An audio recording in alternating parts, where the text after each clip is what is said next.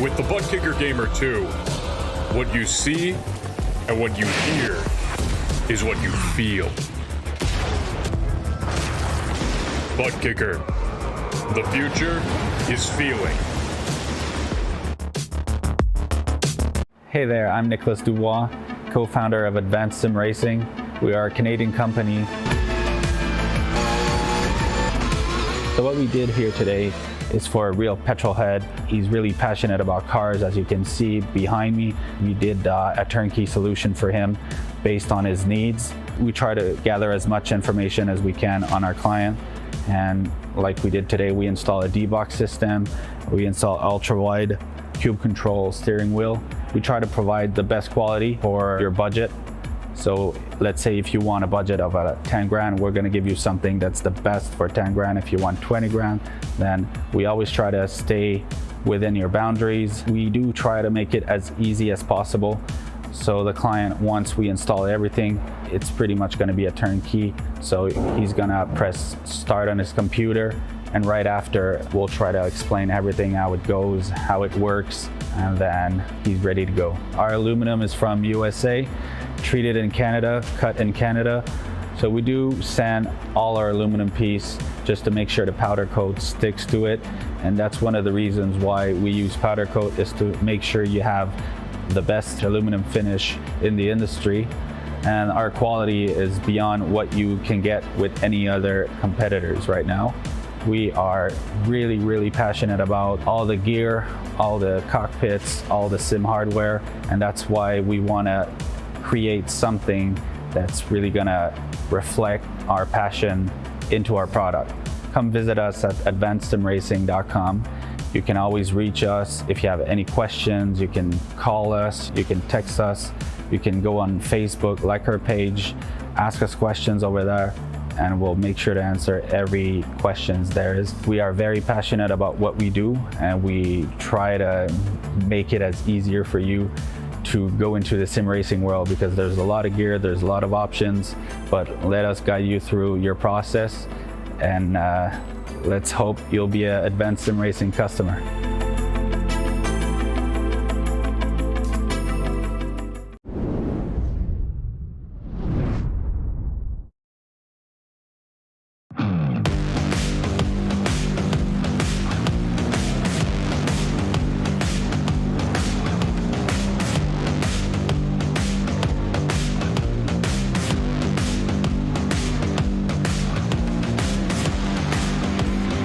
Good evening and welcome to the Precision Racing League GT3 series for round 2 of this championship. Last week it was Danik van Dele and Moises Caraballo who took runaway victories at Hockenheim, but they are going to be very, very difficult to repeat tonight. That is because we've headed to the west coast for the carnage of Long Beach, and we have 2 action-packed GT3 races coming up for you tonight at this classics street circuit.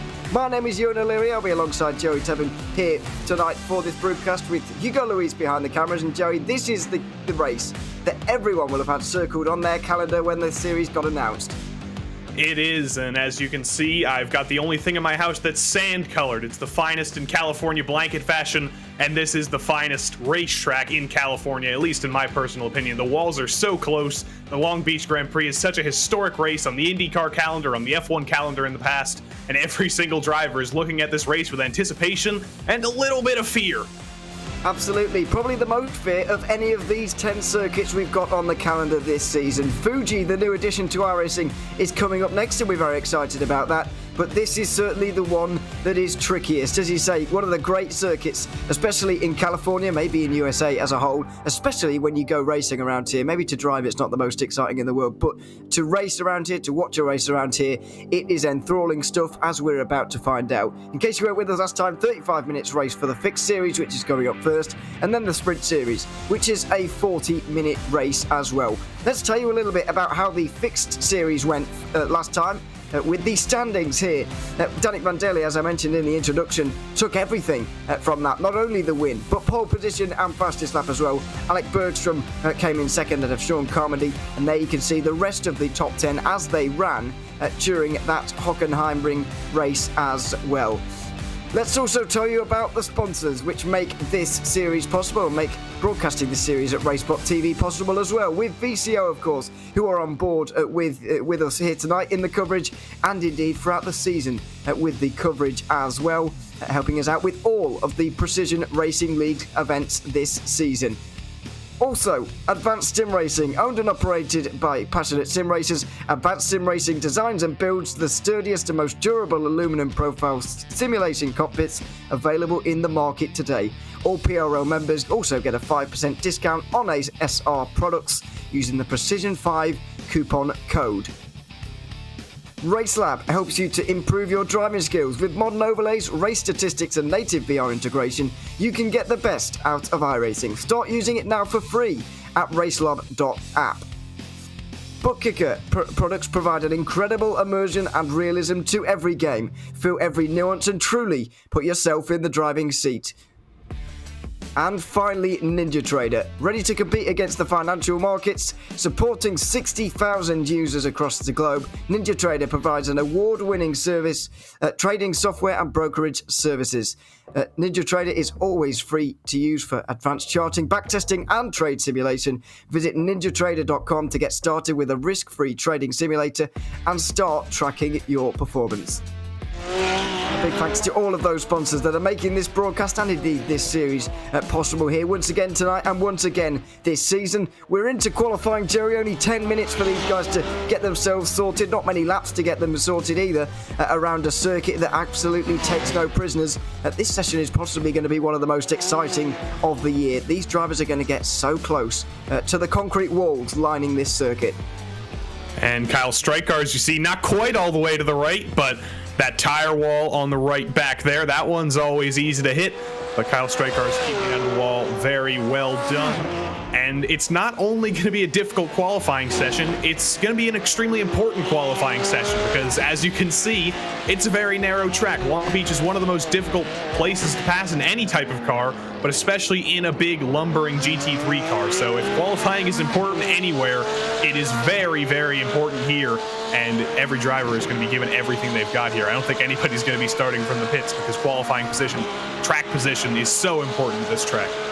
Well, I suppose if you've got a qualifying ban or you qualify badly, you might elect to start from the pit lane, but you certainly wouldn't want to voluntarily, as you say.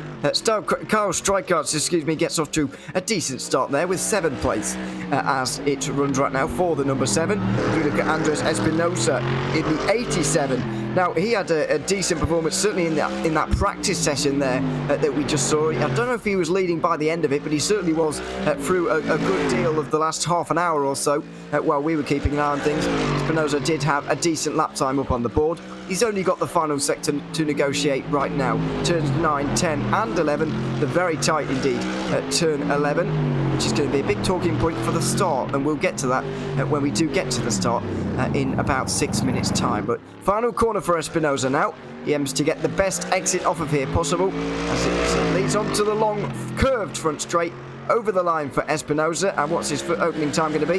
It is an 18. It's an 18.9, which will put him into 7th position, or it should do. There we go. It's a very, very close qualifying session so far. That's going to be disappointing for Espinosa. With how fast he was in practice, starting 7th is not where he expected. Bergstrom goes to the top. Last week's winner, Danik Vandela, now goes to the top. And Michael Terrafino, it's a decent lap at 19.2, but I think he just got a little bit too squirrely on the exit of the hairpin. You saw him get loose and then drive to the center of the track, the inside wall of the track. And that's going to be a difficult place, probably the most difficult place on the track, because these GT3 cars are not usually expected to make a corner that tight. The turning circle is just barely enough to actually make the corner. You're hand over hand. You've got to make sure you don't drop the wheel. It is a very difficult place to drive, and it's a very difficult place to hold momentum, as we saw Michael Terrafino. Yeah, it certainly is. This is Alec Bergstrom doing everything he can to try and get that pole position away from Danik Vandela once again. We go aboard with the Mercedes driver now into the final sector. Chooses to stay in 4th gear on the run down there, not grabbing 5th on the way in. Choosing 2nd for most of this final set portion of the racetrack, and then finally getting down to first for the real drive out of the final corner. It looks more like a setup lap for the real business, which is about to come over this next lap, as Espinosa has a much better second attempt at that. He goes into third, but it's going to be very difficult to catch Danik Van Daly. He's now got nearly 3 attempts on the field with his latest improvement. Yeah, he has the whole field scared because he was dominant last week at Hockenheim. He's already proving to be dominant in this qualifying session, and that is very, very scary for the rest of the field when a driver has a 3/10 advantage over the rest of the field. Behind the number 11, there's a pretty close-knit group. Bergstrom on a 5, Espinosa on an 18.6, then 6, 7, 7, 7, 7, and a bunch of 8s and 9s. So it's pretty close after Danik Van Daly, but that is a dominant lap at the top of the board. Espinosa trying again. I don't know how much the second lap is going to improve. It looked like a pretty tidy lap the first time around. It looked pretty decent. Down onto the back straight now. This is turn 9. This is where they're going to be expected to go single file before the start. We'll get to that a little bit later. Don't want to jump those inside curbs too much because it'll upset the car. Don't want to jump the inside curbs here too much either. You've got to make sure you can take that as tightly as possible, hold as much momentum as possible. Don't hit the inside wall at the hairpin. That's very easy to do if you lose focus, but Espinosa, a tidy lap, but the question is, will it be a fast one? That is the question over the line, and it's an 18.7. It's not bad, but it's not as good as his previous best, which is an 18.6. That's got him into third place, and it looks like he will be staying there for the next 3 minutes or so. Who will be stuck without on the circuit? Danik Van Daly, not one of those. He's already back to the pit lane, will not be improving any further as Roy Brown in the Ferrari also makes his way down towards the final section of corners, looking for that little improvement that will see him up ahead of Espinosa, up ahead of Bergstrom maybe as well. Final few corners now for the 313s. He gets pushed down to 5th. Golini with a nice lap time there to into the mid-18s. Sean Carmody as well. Eric Dubé, they're all improving right at the death. And I wonder if that might be a little bit of a track condition change, because literally everybody is improving. Eric Luke has a good lap time down, and Roy Brown elects to abort this lap. He was not going to be faster. And in a matter of about 3 seconds, he's been bumped down about 4 rows, as has Espinosa.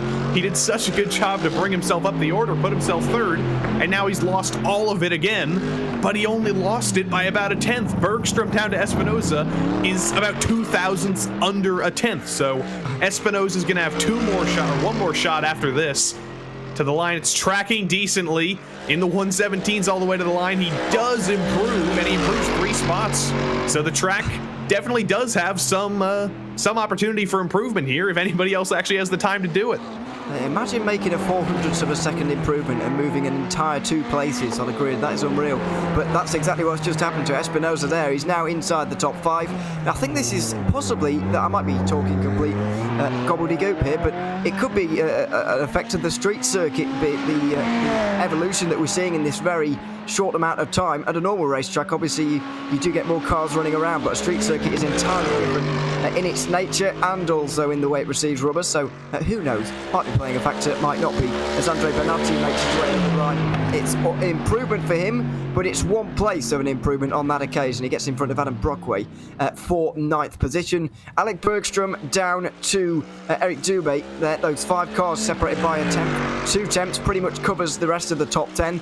It is very, very close as we look at one of the final drivers who's come towards the line in this session. It's Brian Hoskins down in 33rd at the moment in this 40-car grid, as we have, I believe, just over 40 sign-ups on the entry to this season. Anyway, we might even have a few more by now, but we're approaching 40 cars here in this particular race today as well, which is going to be a huge prospect for everybody, especially going down towards turn number 1, as Brian Hoskins does make an improvement into 29th. Ryan Luna going to try and get one in right at the death here as well, because he at the moment is projected to start right at the very back, well, not quite on the back row, but as near as to over the line for him. Right now it's a 120.7. That will shunt him up a few rows of the grid maybe, but it doesn't look like that lap time is going to count for Luna, I'm afraid. So that is it for him. An interesting qualifying session, but there was only ever going to be 1 pole sitter, and his name is Danik Van Daly. He will be alongside Alec Bergstrom, and Eric Luke will be 3rd. Fred Golini alongside him, with Andres Espinosa rounding out the top 5. Sean Carmody alongside him on row 3. 7th place, Eric Dubé is going to be in that one alongside Roy Brown. Andrea Bonatti and Adam Brockway round out the top 10, with Dave Peterson and Rodrigo Morales sharing row 6. Carl Streichertz and Michael Cherafino will be in 13th, 14th. Baron Glover running out the top 15 with Mark File alongside him. Brendan Victor will be 17th ahead of Andrew Ellis. Then we have Carlos Lopez and Spencer Semkenowicz on that 20th position. Hugo Caputo will be 21st ahead of Ryan Chandler. Next, Jason Bergmeister and Jean-Francois Champagne in 24th. Mathieu Gagnon will be 25th ahead of Philippe Magnon in 26th. Glenn Vanko and Donald Olsen will be next ahead of Brian Hoskins and Don Bowden, rounding out the top 30. And we're still going. Outside the top 30 is Mark Bray alongside Russell Alenzono. Then we have David Boucher and Steve Bammer. Jim Fitzpatrick is 35th ahead of Ryan Luna. Dan Fendick will be next as well in that 37th position. It's a very late in the lap to be grilling up here as well, Joey, so we better go on with telling you a little bit about how on earth this race is going to start at such a difficult racetrack. And the fact that we're gridding with a short pace lap makes it additionally difficult, but I will read you the exact guidance that organizer Ken Rodriguez has given these drivers. The clarifications for the race start: single file order should start no later than turn 9, which is literally as the pace car pulls off here, which is going to be difficult, and drivers are expected to stay single file through the hairpin. So that some drivers in the back might think that's a little bit unfair, and the admins do know that. They expect that the green flag will fly when P15 to 18 or so will be coming around the hairpin, but the drivers are just going to have to exercise patience. They're going to have to wait their turn, and they're going to have to do everything they can to make sure there isn't a pileup at the hairpin at the start. That's priority number one. We want a clean start. We don't want any cars wrecked before the race can start. And if somebody does do that, it has been made clear that there will be quite a hefty penalty for causing a pileup here before the race even starts. It has been made very clear indeed, and everybody's going to be eager to not do that, as we see everybody rolling. The helpful thing is that they're rolling off like that, so they can kind of roll off one after the other rather than row by row, so they will get through that single file. Now we are hoping for the front view to get double file as we head towards the line, but as you say, those at the back will still be here by the time the green flag will be waving. So on the inside line will be Danik Van Deerle. Alec Bergstrom tries to pull alongside, but we're going to go green straight away. Van Deerle goes early, the field gets strung out, and let's see about Eric Luke here, because he was right on the ball, and so was another driver, Francolini, in the Ferrari there. But it's Eric Luke who's trying to make his way through. He actually goes down a position at the expense of the Audi of Francolini in the number 2 car. It's a very, very strung out start indeed. Danik Van Deerle was not waiting for anybody. He was not. I think Bergstrom wanted to go side by side like they do in the IndyCar starts sometimes. Sometimes they get about 5 rows packed up and they go anyway, but no, single file all the way through. Did not work out for Bergstrom, and it's already about an 8/10 gap up to Van Deerle. You can see, a little bit of trouble in the background. That's the 13 of Jean-Francois Champagne, but remarkably, that seems to be the only casualty of lap 1, as the rest of the field is still cycling through turn 1, as the leader is currently navigating the back straight. So if you started at the back, you've got a lot of work to do, but at least you're not wrecked in a huge pileup. Yeah, excluding Mark Bray was the final car to come across the line, but he started from the pit lane. Charles Sumner started from the actual start, but he's already 33 seconds behind the leader because of the way this race started. That is how much of a strung out field we already have in the 38 cars, 39 cars that are already out there. Jean-Francois Champagne is the first driver to pit from starting this race after that little spin that he had through turn 1. Not sure how it happened, but we might get a look a little bit later when things just calm that slight bit. Also into the pit lane is Mark File from a top 20 position. Didn't see him off anywhere, but clearly he's into the pit lane, possibly with contact on lap 1 with something, either a wall or another car. Looked like there was a little bit of damage on the right side of the car as he drove it down pit lane. I don't know if that was just the polygons from the livery, but we'll have to wait and see. But the battles continue to rage on. It seems to be mostly single file, which is to be expected from a track like this, but mistakes are heavily punished, and Rodrigo Morales is under attack. Kyle Streichertz, Michael Cherafino, two drivers that we saw very aggressive in qualifying. but it's hard to make a move around Long Beach, and they are just sticking in line with each other. That was a great exit from Terrafino, but he had to almost lift off a little bit because he was going to run into the back of straight cars, and that just killed the momentum down the back straight, and he's not going to be anywhere near close enough to go for a move into turn 9 here.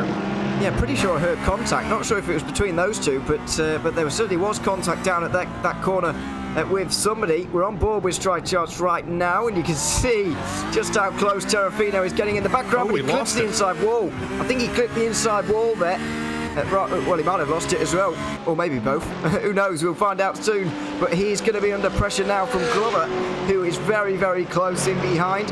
And that's Baron Glover trying to make his way down the inside into turn number 1 in that Mercedes, but not quite going to get the nose alongside. You mentioned it earlier, clipping that inside wall at the final corner is so easy. It really is, and it's just how you have to drive a GT3 car. You need to be aware of your surroundings, you need to know the size of your car, and you have to have that sort of extrasensory perception of the fact that you're not just a human, you are a car. And it looks like whether he clipped the wall or whether he just got loose did not work out for Terrafino. Didn't lose any spots, but he really lost the back of straight cars. But the battle rages on for 4th. Espinoza and Loop. We know Espinoza's got a lot of speed. He was so high on the timesheets in practice, a little bit further down the order in qualifying than he would have liked. Probably, if it was a little bit later in the race, might have been able to send it to the inside of Luke, but elects not to this early in the day. It's very difficult to pass through the hairpin as well. That's an easy way to just slam into another car and cause a pileup, so that's not really an expected place to make an overtake, as Espinoza almost knocks down the outside wall on the exit. He's clearly got some extra speed from Luke, but it is just so difficult to find a place to pass. Turn 1's probably your best bet, but he's not quite close enough this lap to even try that. Yeah, I mean, this is the problem with Danny Van Derle taking the green flag so early. Now, I'm not sure who really is at fault for that, or whether Van Derle, is that in the rules for him to just be able to go pretty much straight out the final corner there, or should he have waited a bit longer, or I'm not entirely sure what race control are going to think of all of that. However, this is the problem with doing that kind of single file start, and I understand why everybody was instructed to go single file around the hairpin, but starting quite so early there, Van Derle, it is undeniably around here the best overtaking opportunity of the entire race when we're all packed up like that, and I know it's more dangerous, but it is the best opportunity in the race. Espinoza now, he's going to have to work very hard even to make up 1 place throughout this now, because it gives everybody just a chance to get settled in here. And Eric Luke has done exactly that, and he's going to try and keep Espinoza behind for the entire race. But the one saving grace for us, of course, is that pit stop that they will have to make. You will have seen it in the bottom left-hand side of your screen. 40% maximum of these guys' tanks they can actually use, so they can't fill up fully as you can in the GT3. Otherwise, they'll be able to go to the end very easily, and that will be boring. So we're going to make a pit stop, and that is what may change the race today. And you read my mind. I was just about to mention that. That's how this race is going to get interesting. The fuel strategy at Long Beach in the GT3s has always been interesting. We'll get into a very interesting scenario from a couple seasons ago once we get into the sprint race a little bit later. But these cars have 40% fuel, as you said. And we mentioned in the pre-race that probably makes you about 11 minutes short of making it to the flag. So you do need to stop. But the question is, do you stop now? We've made it 11 minutes into the race. Do you pit early? Probably not, I don't think, because you're going to end up in traffic. With how spread out the field is after that start, you are basically guaranteed to end up behind somebody who's slower than you. So I would not be surprised to see everybody wait as long as possible, but I don't know. Crazier things have happened. Crazier strategies have paid off, so we'll have to wait and see. And I definitely expect at least somebody to try something in the coming minutes, but I don't know about the leaders. Oh, on another topic, Spencer Semkowicz, I think he might have just got a slow down there. He just cut that corner. Well, you've got to be very careful around that particular corner in terms of the slow downs. Carlos Lopez was a little bit wayward through that corner as well. That's turn 5 going on to West Shoreline Drive, if you want the road name. But yeah, just getting a little bit loose there and losing that position to the Mercedes of Hugo Caputo, who now moves up to 17th in the 36. We've already had 5 cars into the pit lane during this race. We saw Mark File making his way down earlier on. He's back out again now, as is Donald Olsen, who had a 3-minute stop for damage. Jean-Francois Champagne is still having his repairs done. So is Jim Fitzpatrick, who also came in at the end of lap 1, although Champagne, just as I was speaking there, completed his repairs. He will be making his way back out onto the circuit. Mark Bray has already been into the pit lane. He is already our first confirmed DNF from this race here today. There has been 1 or 2 incidents, but the strung-out nature of the start here has meant there has been less damage caused to cars than there otherwise might have been. And now Semkowicz is going to approach that same corner that he stretched the limits of just a little bit. Remember a couple years ago in the IndyCar race where Max Chilton just cut all the way to that inside wall in race control. Eventually he's had to tell him to, oh, but that's too much curb and that's going to be a spin for Semkowicz. He left room, but the opposite issue happened. He spins it around and he backs it into the wall as he's trying to turn it around. He's got to wait for all of this traffic to come by the train of the rest of the field, and that's catastrophic for Semkowicz. He's going to fall all the way out of the top 30. Yeah, there's an 8-second gap coming up after Steve Bammer here, but I think and that's it now. He needs to be checking his relative to make sure that he can get around there nicely, and he does indeed do that. Just gets in front of Charles Sumner, who's in that Porsche behind us. Blake Ziti also at the very next corner, turn 6, has gone around in the Audi. He is going again as Espinosa makes a move into turn 1. Side by side between himself and Eric Luke, but he didn't have the courage to go for it through the fountain section because it just gets too tight through there. Yeah, it's not about courage through there. It's about smartness and a little bit of racing knowledge. And Espinosa, he's probably not happy to have to get in line with Luke, but that was the right thing to do. Just back out, don't slam into that concrete wall and kill the both of you. But Espinosa, that's a sign that he clearly has speed. That's the first time he's actually been able to get alongside and at least attempt to make the overtake. So that's good for Espinosa. That's going to make him feel good, but he's going to have to wait a little bit longer to actually make the move. He's clearly got the pace over Luke, but I think he's going to have to wait until turn 1 again. If he can stick with him through the hairpin here, a little bit later on the brakes into turn 9, and he's just all over the back of him through these final couple corners, through what is a parking lot on non-Long Beach Grand Prix days, almost into the back of him through the hairpin. Luke gets loose, and this is going to be Espinosa's best shot if he can use the draft down into turn 1. Yeah, how is the legs of the Mercedes over the or on the front straight? Well, better than the Ferraris. So Eric Luke is going to have to defend the inside line, although Espinosa goes further to the inside. Don't forget he was here one lap ago and wasn't able to execute the move. This time he's later on the brakes into turn 1. He slides into the goal, and Eric Luke is left no space on the outside line there. Espinosa was trying to make the move by diving late under brakes into the first turn, and that's exactly what can happen. And I don't think Eric... Oh, and there's Benatti. Benatti has run into trouble. I don't know if it was the same situation as with Luke and Espinosa, but that is a very treacherous place as he drives it out of the way, gets it into the runoff area, and attempts to turn it around in a bit of a safer area. But Espinosa really just left Luke no room. But on the other hand, he was almost completely clear of Luke. Luke tried to make a move around the outside that looked like it might have been closing just a little bit, and it just all ended in tears. This is what happened to Benatti. Just got loose. No contact with anybody. No, just completely on his own there, and will probably have damage as well from that incident. Now, these two are not going to be particularly happy with each other. Espinosa and Eric Luke are definitely going to be at each other's throats for the rest of this race. And look at that, Luke just pushing the Mercedes through the final corner. Espinosa comes into the pit lane. He might have done more damage possibly to himself than he has done to Eric Luke in that one, and so he's going to come down for repairs and also his pit stop, which he'll have to make anyway. He will be able to go to the end from here, but you can be sure that the damage is going to cost him time.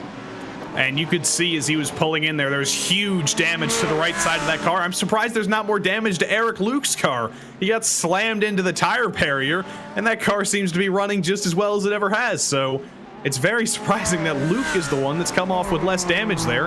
His tire walls are softer than concrete after all, but he's got no respite. Espinosa's back in the pits, but now he's got offense behind him. He's got Sean Carmody trying to make the move for 4th, and Luke isn't as heavily damaged as Espinosa was, but there is still clearly damage on that car, and Carmody knows it because he's all over the back of him here. Yeah, you can just see visually that the Audi is applying a lot more pressure to a car that he was previously dropped by earlier on in this race. So Eric Luke might decide that the pit lane is where he wants to be in a few minutes' time. Espinosa's still there, incidentally, at the moment, getting those repairs done. The pit stop ticks to over 40 seconds as we speak right now. Through the final corner for Eric Luke, who hasn't had the best look in this championship so far. I think it was his wheel disconnected during the first round of the season. He lost a lap due to that. I think he did salvage a point or two through that one. I'll just see where he finished. He got 28th, so he did salvage a few points from that one. but it wasn't quite where he wanted to be, as the battle's behind with Roy Brown and Eric Dube just continue on as well. It's an all-Ferrari battle here for 6th position. Lots of little pairs of battles really going on, especially inside the top 10. Eric Dubé got super loose on the exit of the hairpin here, but somehow he was still faster on exit than Roy Brown was. So the Ferrari's proving to be very evenly matched, just in different parts of the track here. And on the topic of sticking things out, as you mentioned, Eric Luke did get 2 points last week, but there's a new rule this season in PRL road course racing.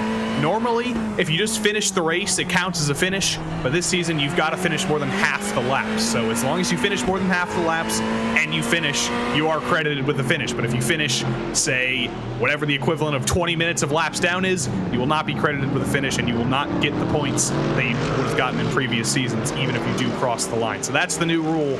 But nobody with exceptionally heavy damage seems at risk of going 20 laps down. If they were that heavy, I think they've disconnected.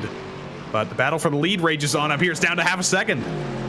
Yeah, you need to complete roughly 14 laps today, by the way, by my calculations, to be classified and get some of those points, and there definitely are some available, because only 30 cars now have yet to come into the pit lane. Espinosa is back out there again, by the way, after nearly 2 minutes in the box. He will also be looking to pick up as many points as he can for his championship charge, if he's indeed going to have one here this season. But you're absolutely right, Danny Vandelli is not having things his own way. He was very strong in qualifying, really laid down a marker in that session, but Alec Bergstrom has been stronger in this race. We're nearly 15 minutes in now, and the gap has not been more than a second between them as Vandelli kisses the wall out of turn number 8. That's as close as you can get without getting damage. He just brushed it, but he's probably getting a little bit worried because there is a lapped car right ahead. That's another Mercedes. I don't know if that's Espinosa. That could be Espinosa, which is very interesting because that car's clearly got speed. It's going to be difficult to catch him, even though he is a lapped car. So I wonder, what will Vandelli do here? Will he just stay? He could stay out. He could come into the pits, get out of traffic, and let Bergstrom deal with the lapped car. But he shows no signs of doing that right now. But very soon he will be reaching lap traffic. You can see the Oreo car, I believe that's Charles Sumner, exiting the pits, and this is going to get crazy through the fountain. And Sumner on the apex there through the fountain. Alec Bergstrom is not going to be pleased about that, but don't forget, in GT3 racing you don't have to get out the way in blue flag rules the way you do in Formula 1, for example. As Eric Luke continues his defence from Sean Carmody. Roy Brown has got through on Eric Dubé, by the way, in that battle for 6th position. I even think that might have been down at the hairpin, but I find that hard to believe. They certainly changed positions while they were down in that final sector there. I don't think it was at turn 1, although it could well have been. Either way, Roy Brown doesn't matter. He's putting that behind him now. He's into 6th position, and he will try and chase down the battling pair for 4th place right now. This is all getting very interesting with the amount of cars out on the grid. Traffic is going to be a big factor here today, possibly more of a factor than it ever will be in this season, with the possible half exception of Sandown, which is a bit of a longer circuit, but equally as narrow. As we, oh dearie me, that is one of the Porsches there, just gone a lap down. It's Dan Fendick coming out the final corner, just in front of Francolini. This is going to become a nightmare, both for those cars who are getting lapped and the cars that are doing the lapping. It is a traffic nightmare, but for the most part, everybody's doing a good job of navigating their way through. Dan Fendick down in 29th. That's actually not Charles Sumner behind. Misidentified him. He makes the corner. Well done, Fendick. But it's not much rest for him, because look behind. Eric Luke, Carmody, Roy Brown. The faster cars are going to keep on coming, and they're not going to stop coming.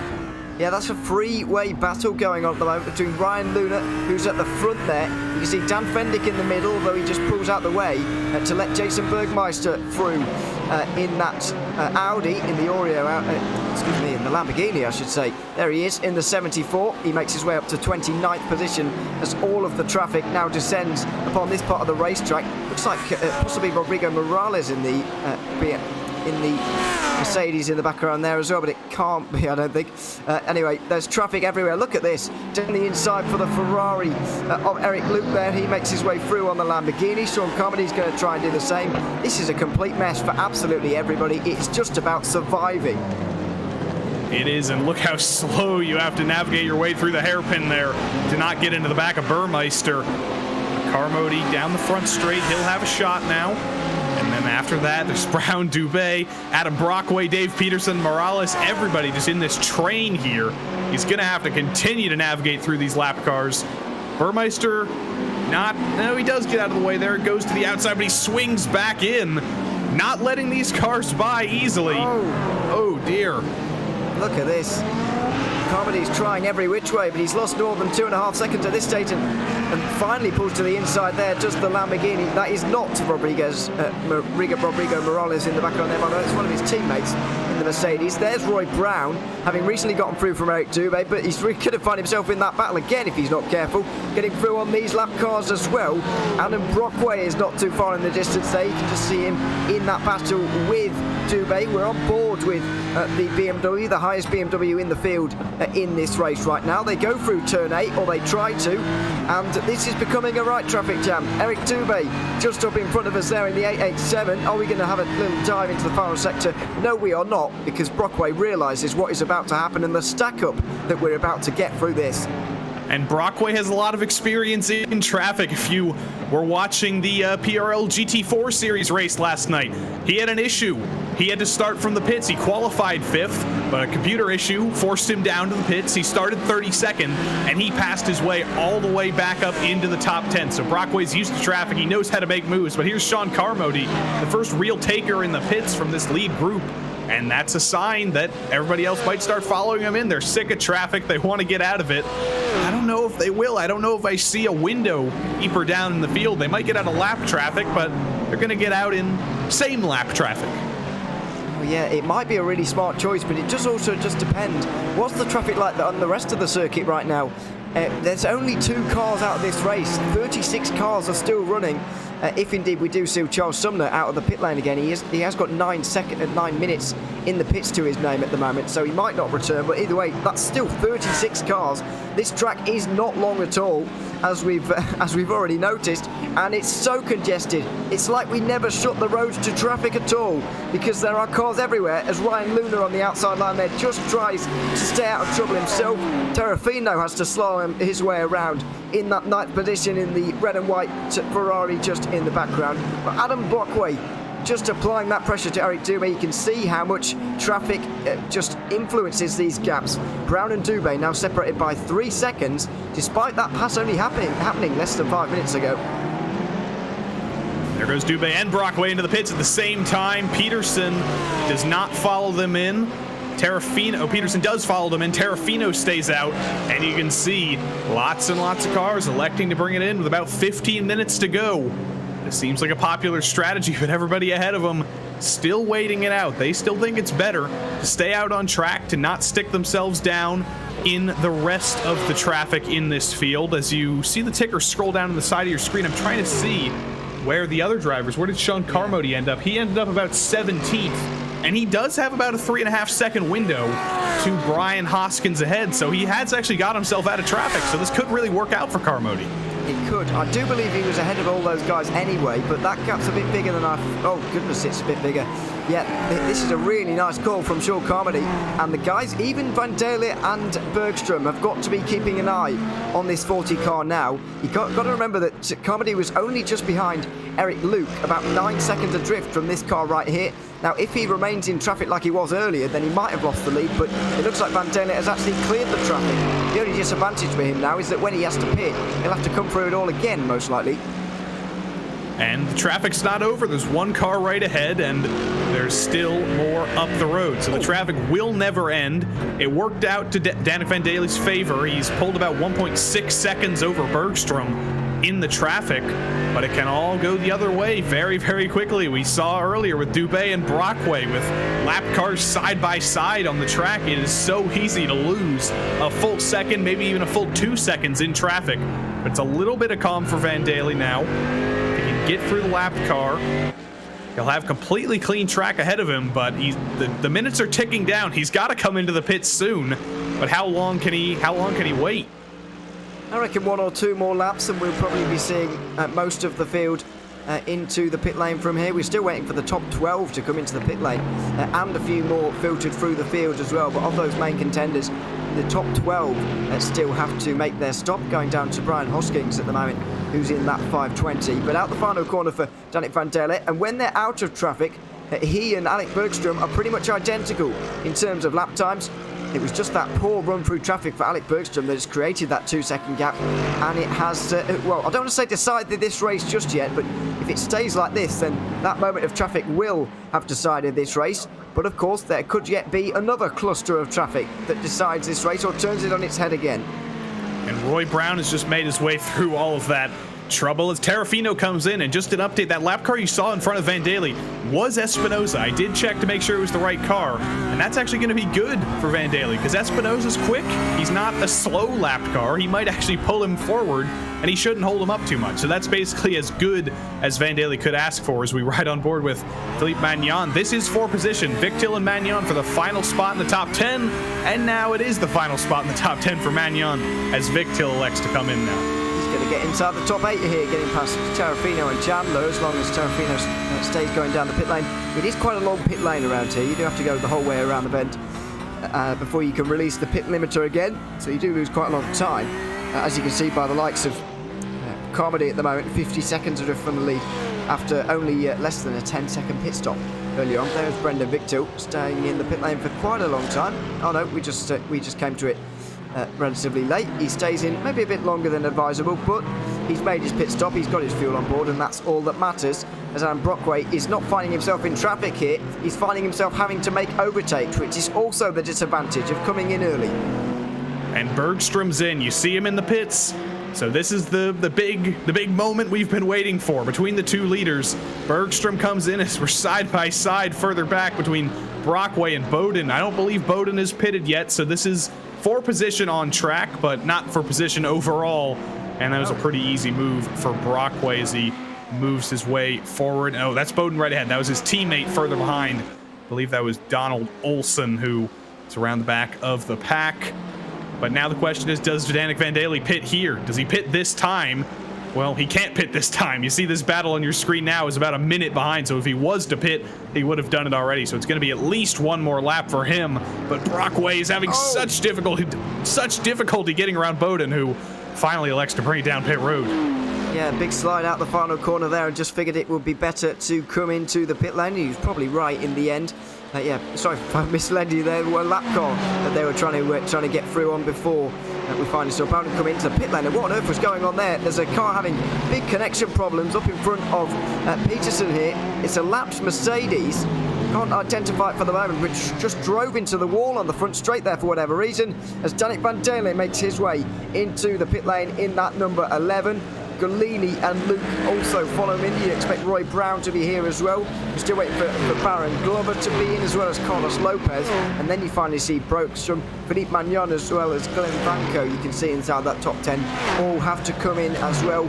And you've got to think that these guys are getting low on fuel at this point. But there is the 9.5-second pit stop for Van Dele. He makes his way out of the pit lane now.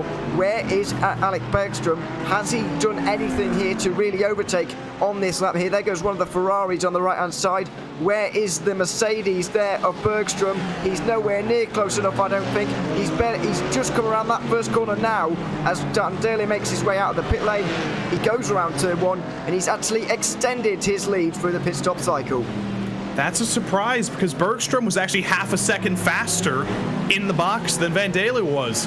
So he's lost time on the out lap or the in lap, even though he gained that little bit of time in the pits. So now 3.2 seconds, and he's got huge traffic in front of him. A very damaged Ferrari and one of the green Porsches that he has to navigate his way through, and Van Dele just has nobody in front of him. He's got completely clean track for the most part for a couple cars, and this is horrific for Bergstrom. They're racing side by side, and he can't find a way through. Yeah, this is also the problem or the advantage that Van Dele has. He had 4 lapped cars between the two of them very briefly there. that's a big problem. He's going to have to start looking over his shoulder soon, is Bergstrom. Fred Galini is in that Audi just in the background there, trying to disrupt this Mercedes 1-2. Of course, Mercedes took the first 4 places in the order of the fixed series race back at the Hockenheim Ring 1 week ago.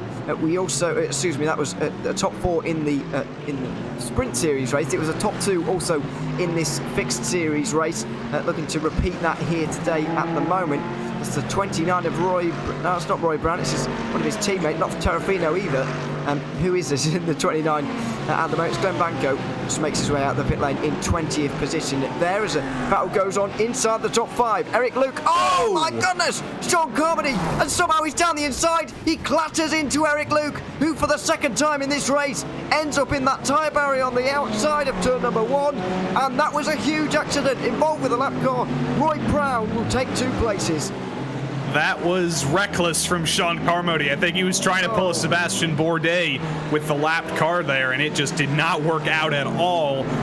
Probably wasn't entirely intentional to send it to the inside there, but the amount of speed he tried to take into the braking zone, braked far too late, and that move was never going to work out. He elects to park it on the side of the road, and Eric Luke up ahead has heavy damage as well. He's falling down the order too. Big damage. This is what happened in the main part of your screen.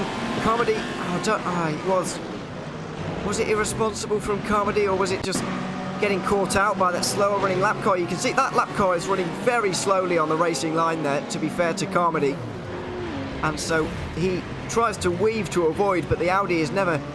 it's quite twitchy when you change direction like that at a high speed. We'll see it from on board, and he just loses control of the car here. For me, the lap car can't be going this slowly on the racing line, and Carmody doesn't see him until relatively late. He maybe could have anticipated what was going to happen a bit better, but even so, the lap Porsche, in my opinion, shouldn't be going quite so slowly on the racing line. Yeah, I think he had the right intentions. I think he was trying to get out of the way, but unfortunately, Carmody was also trying to go for an overtake on the outside, and they just met in the wrong place, and Carmody couldn't quite get the car slowed down on that super tight apex on the inside. We almost see a replica of that incident here with Terrafino on the attack on Dave Peterson. Not quite all the way to the inside of the track, can't make the move. Seems to be a great race to be a Ferrari. We've seen so many of these Ferrari battles.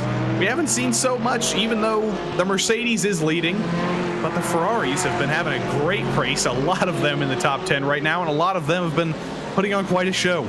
Yeah, we have been seeing quite a lot of them so far this race, which is only a good sign. With 5.5 minutes to go in this race, then we've probably got 4 laps to go, waiting for the race leader to come over the line once again, Danik Van Dale, but it probably will be 4 laps to go when we get to the line here for Carl Strijkaart, trying to make his way through on Terrafino, but also Dave Peterson, who's in that 7th position right now. It's a bit of a train, really, because we've got Baron Glover and Andrew Ellis just behind this camera shot. You might be able to see them in the rear view camera that these Porsches have these days, into the final chicane, final hairpin, and out onto the front straight again. Goodness knows what we're going to see here, given what we have seen previously in these battles. They've been very much aggressive and very much, hands-on. But that's exactly the kind of racing you see at Long Beach. And it's flown by. There's only about 5 minutes left, only a couple more laps to go, which is remarkable. This race has just completely flown by, but there's still positions to be taken. You just saw Terrafino up ahead. 2 wheels in the air through the first curb. Almost hits the wall in the exit of the fountain as well. Terrafino is wringing the neck of that Ferrari, and Strijkaart is not letting him go in the SRT eSport machine.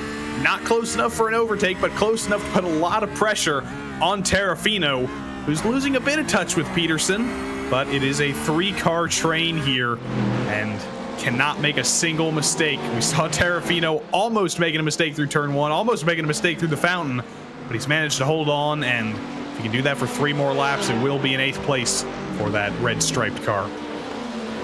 Yeah, indeed. At the moment, we've got the same top 2 as we had in the first race. It was Danik Van Dale who also got the points for pole position and fastest lap throughout that one. It looks like he's going to be taking those points again, and maybe even one for getting less than 3x through the first 50% of the race. You do get a point for clean driving in the first half of the race, so it might well go to him as well, given the good start that he had. But let's wait and see until after the results come out for that particular one.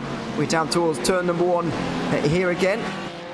Carl Strikehardt is trying to make this move on Terrafino and Peterson, but it's going to be difficult. 3 laps to go as things stand at the moment, I believe, as they're running right now. And Terrafino's the one trying to apply the pressure, but Dave Peterson is very much in control of this situation as things stand. Peterson is in control of this train. Ahead of him, it's about 2 seconds to Morales, so this is definitely the main battle for him. Strikehardt again, another great exit through turn 7. He's been very strong through the first part of the track, but not quite strong enough to get to the back of Terrafino. Again, you can literally see the speed difference between them through turn 8. It was a great exit, but you see the gap just expand a little bit down the back straight. But here's a little bit of lap traffic. Well done by the BMW to just park it there, stay off the apex, let everybody navigate through, deal with their own battles. But yeah, still single file. Probably hoping Strikehardt is for a little bit more lap traffic to mess things up a little bit and maybe find a gap through. But next lap car is not for a little while, as Dubé, who's fallen quite a ways down the order, continues the battle with the other. Oh dear. Oh, there is absolute calamity here. Yeah, Eric Dubé, by the way, 49.5 seconds in the pit lane, which is why he is so far down compared to where we saw him in the first half of the race, which of course was inside the top 10. He is back up the order again, though, battling with another one of those red and white Ferraris, though, in the form of Glenn Vanco, though, in this case, rather than Roy Brown and Michael Terrafino, I should say, who he was battling with in the first half of that race. Just an update on Andres Espinosa as well, because we saw him drop down the field earlier on in this race due to an incident. He was one of those first front runners to really come in after his incident with Eric Luke.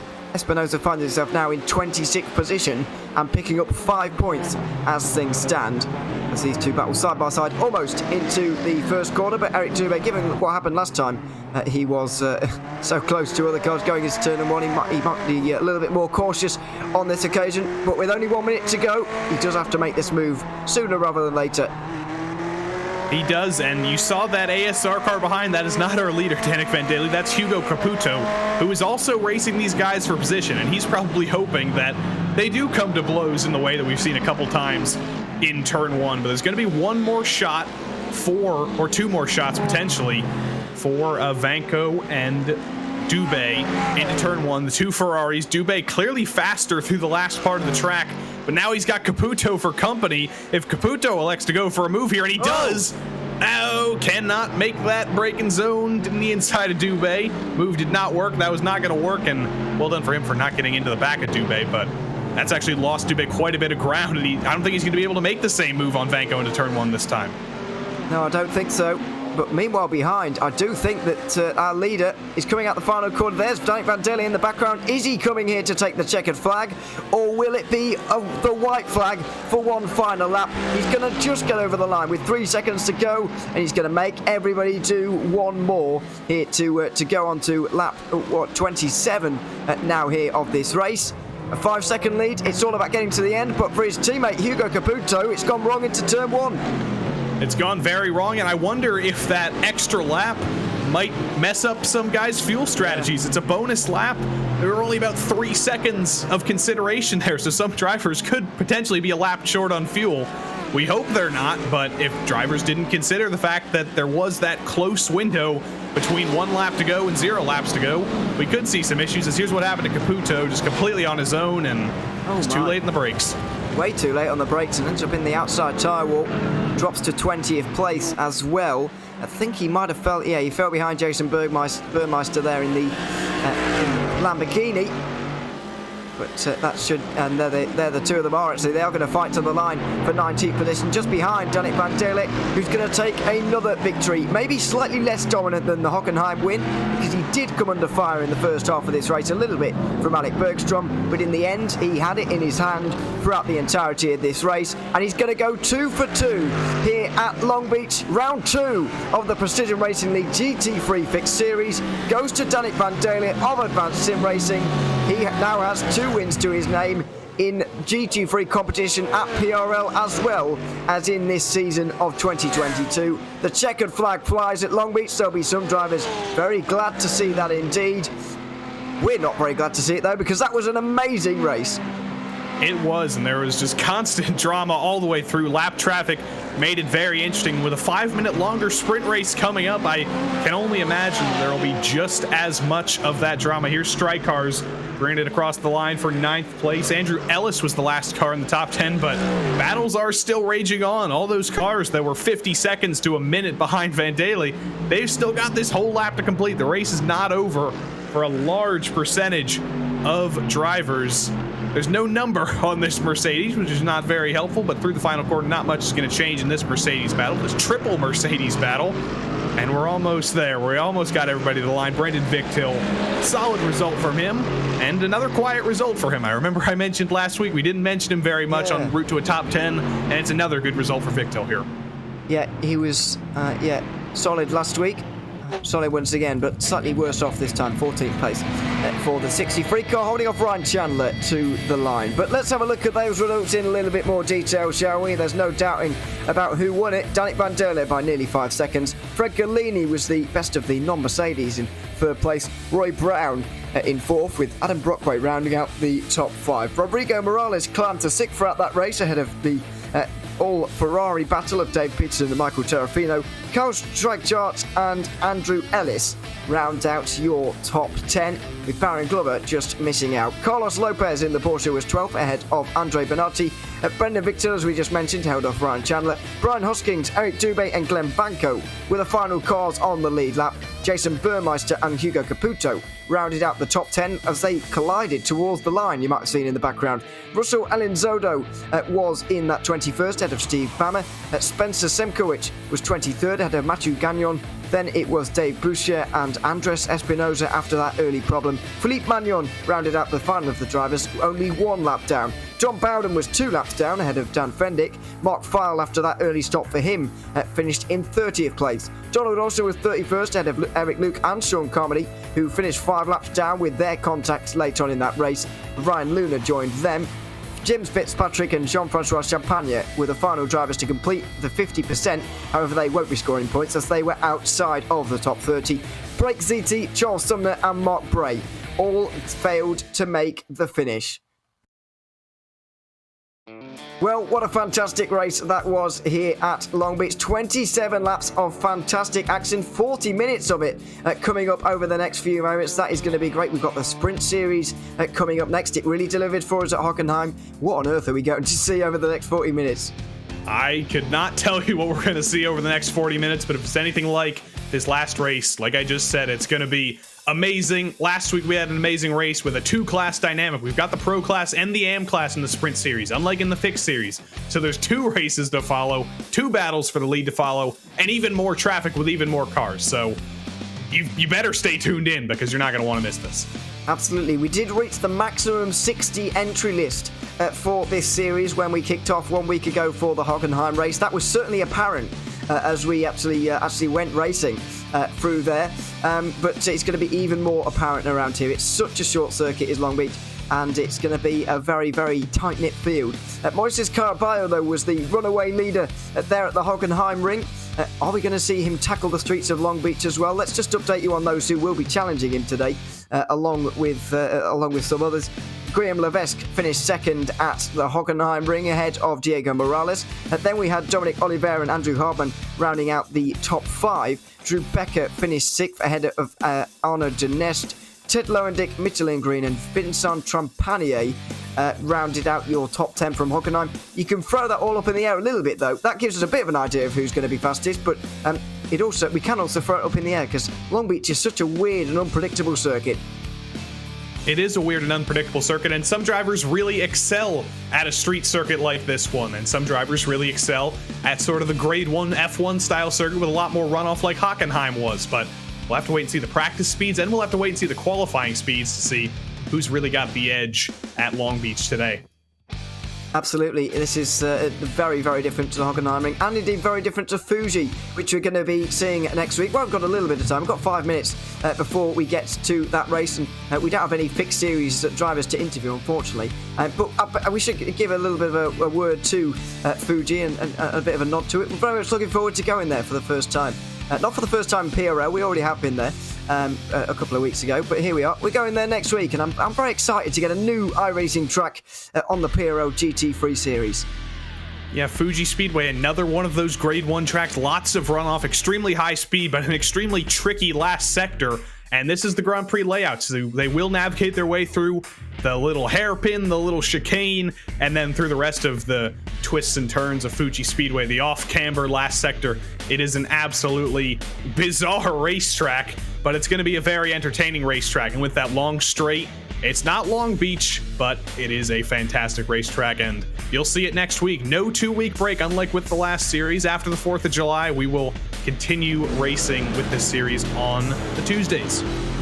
We certainly will, as we get into a slightly more overcast session here for Long Beach. One of my favourite racetracks in the world, actually, is Fuji, especially to drive. It is a very nice circuit. But either way, we're here at Long Beach. Could not be more different for the Precision Racing League GT3 Sprint Series. It's Season 3 of 2022, and this is Round 2 of this great championship. Mercedes have won the last 3 GT3 races in PRL we've had over the last week. Are we finally going to see that manufacturer ousted from the top step of the podium? Well, the Ferrari drivers, the Audi drivers, the BMW drivers, all of these other GT3 drivers are going to be hoping that they can break the Mercedes monotony up, the Mercedes dominance. We saw a lot of competitive Ferraris in the last event, but none of them quite had the pace to win. But it's the Sprint Series, it's an open setup series, and I think anything can happen. Absolutely anything can happen indeed. Let's just remind you of the sponsors that make this broadcast possible, starting with VCO, of course, helping us out here at RaceSpotTV to bring you every Precision Racing League race here over the Season 3 of 2022. It's been an absolute blast so far, and it will continue to be with VCO on board. Next, of course, is Advanced Sim Racing. Owned and operated by passionate sim racers, Advanced Sim Racing designs and builds the sturdiest and most durable aluminum profile simulation racing cockpits available in the market today. All PRL members also get a 5% discount on ASR products using the Precision5 coupon code. RaceLab helps you to improve your driving skills. With modern overlays, race statistics, and native in VR integration, you can get the best out of iRacing. Start using it now for free at racelab.app. Next is Bookkicker, who provide an incredible immersion and realism to every game. Feel every nuance and truly put yourself in the driving seat.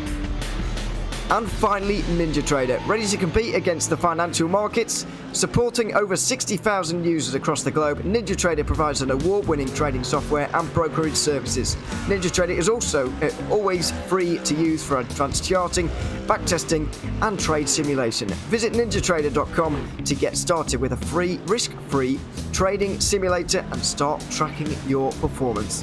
A big thank you to all of those guys that make things possible here, both at RaceSpotTV and the Precision Racing League, to bring this great series to you. We've had an absolute blast so far, and we're here at Long Beach for 40 minutes further of racing here tonight. 10 minutes of qualifying coming up, though. 4 laps these guys will be limited to. It's going to be absolutely on edge for everybody, and it's we don't have to wait long until we find out whether it's going to be Moises Caraballo once again on the front row. What we can tell you so far, though, is that Guillaume Levesque, the runner-up from the Hockenheimring, is giving him a challenge in practice at the very least. He is. Best lap for Levesque, a 1:17.5. Then you've got to go down to a 1:17.8 for Caraballo. And right ahead of Caraballo is the AM Championship leader, Nick McLaughlin. And Ryan Patrick as well up there in the top 6. So there's a lot of overlap between the AM drivers and the pro drivers.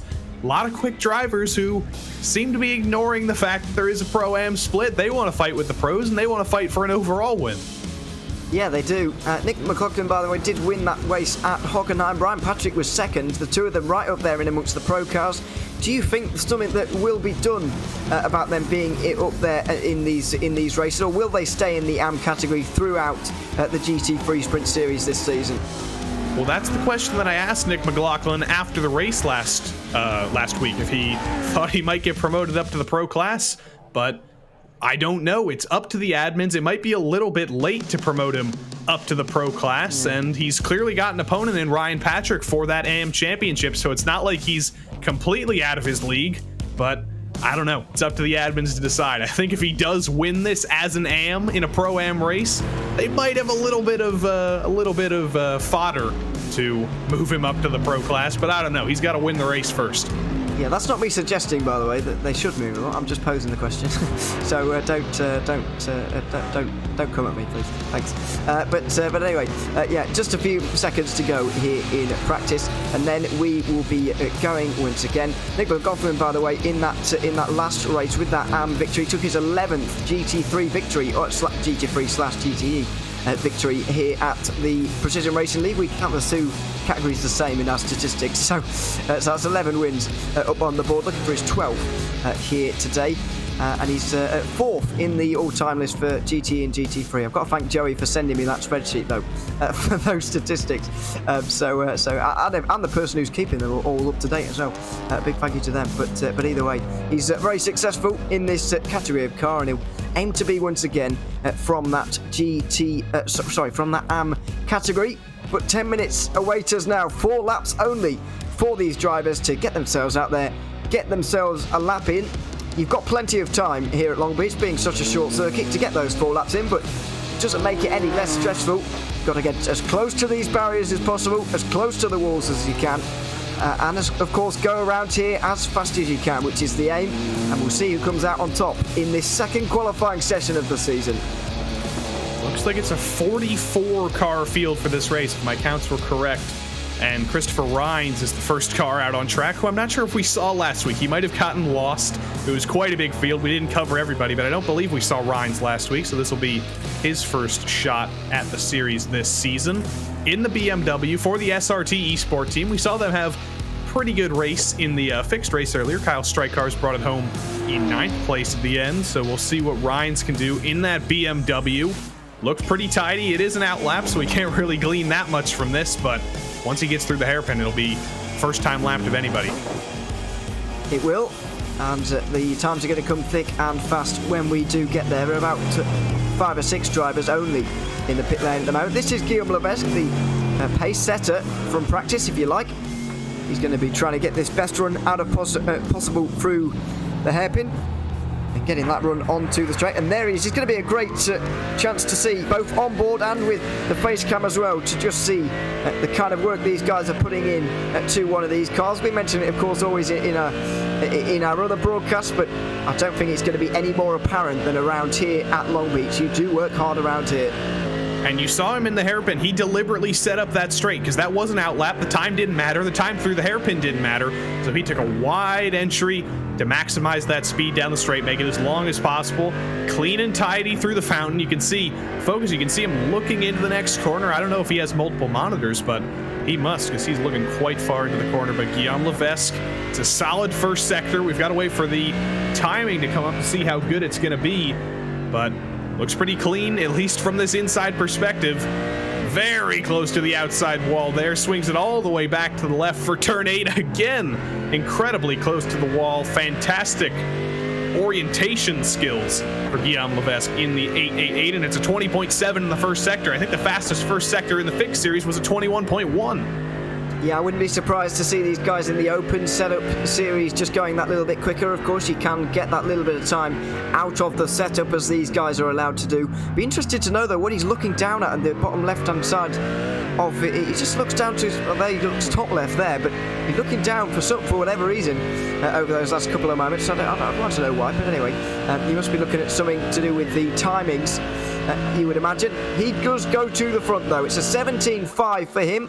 It's Anu Janest who's currently in that second position. Then we've got Jonathan Weiser, Diego Morales and Andrew Harmon at the moment in that top 5 position, although that's been just changed a little bit with Vincent Trepanier getting himself into that 3rd place. This is close, but once again, we've got that pole sitter just slightly ahead of the field.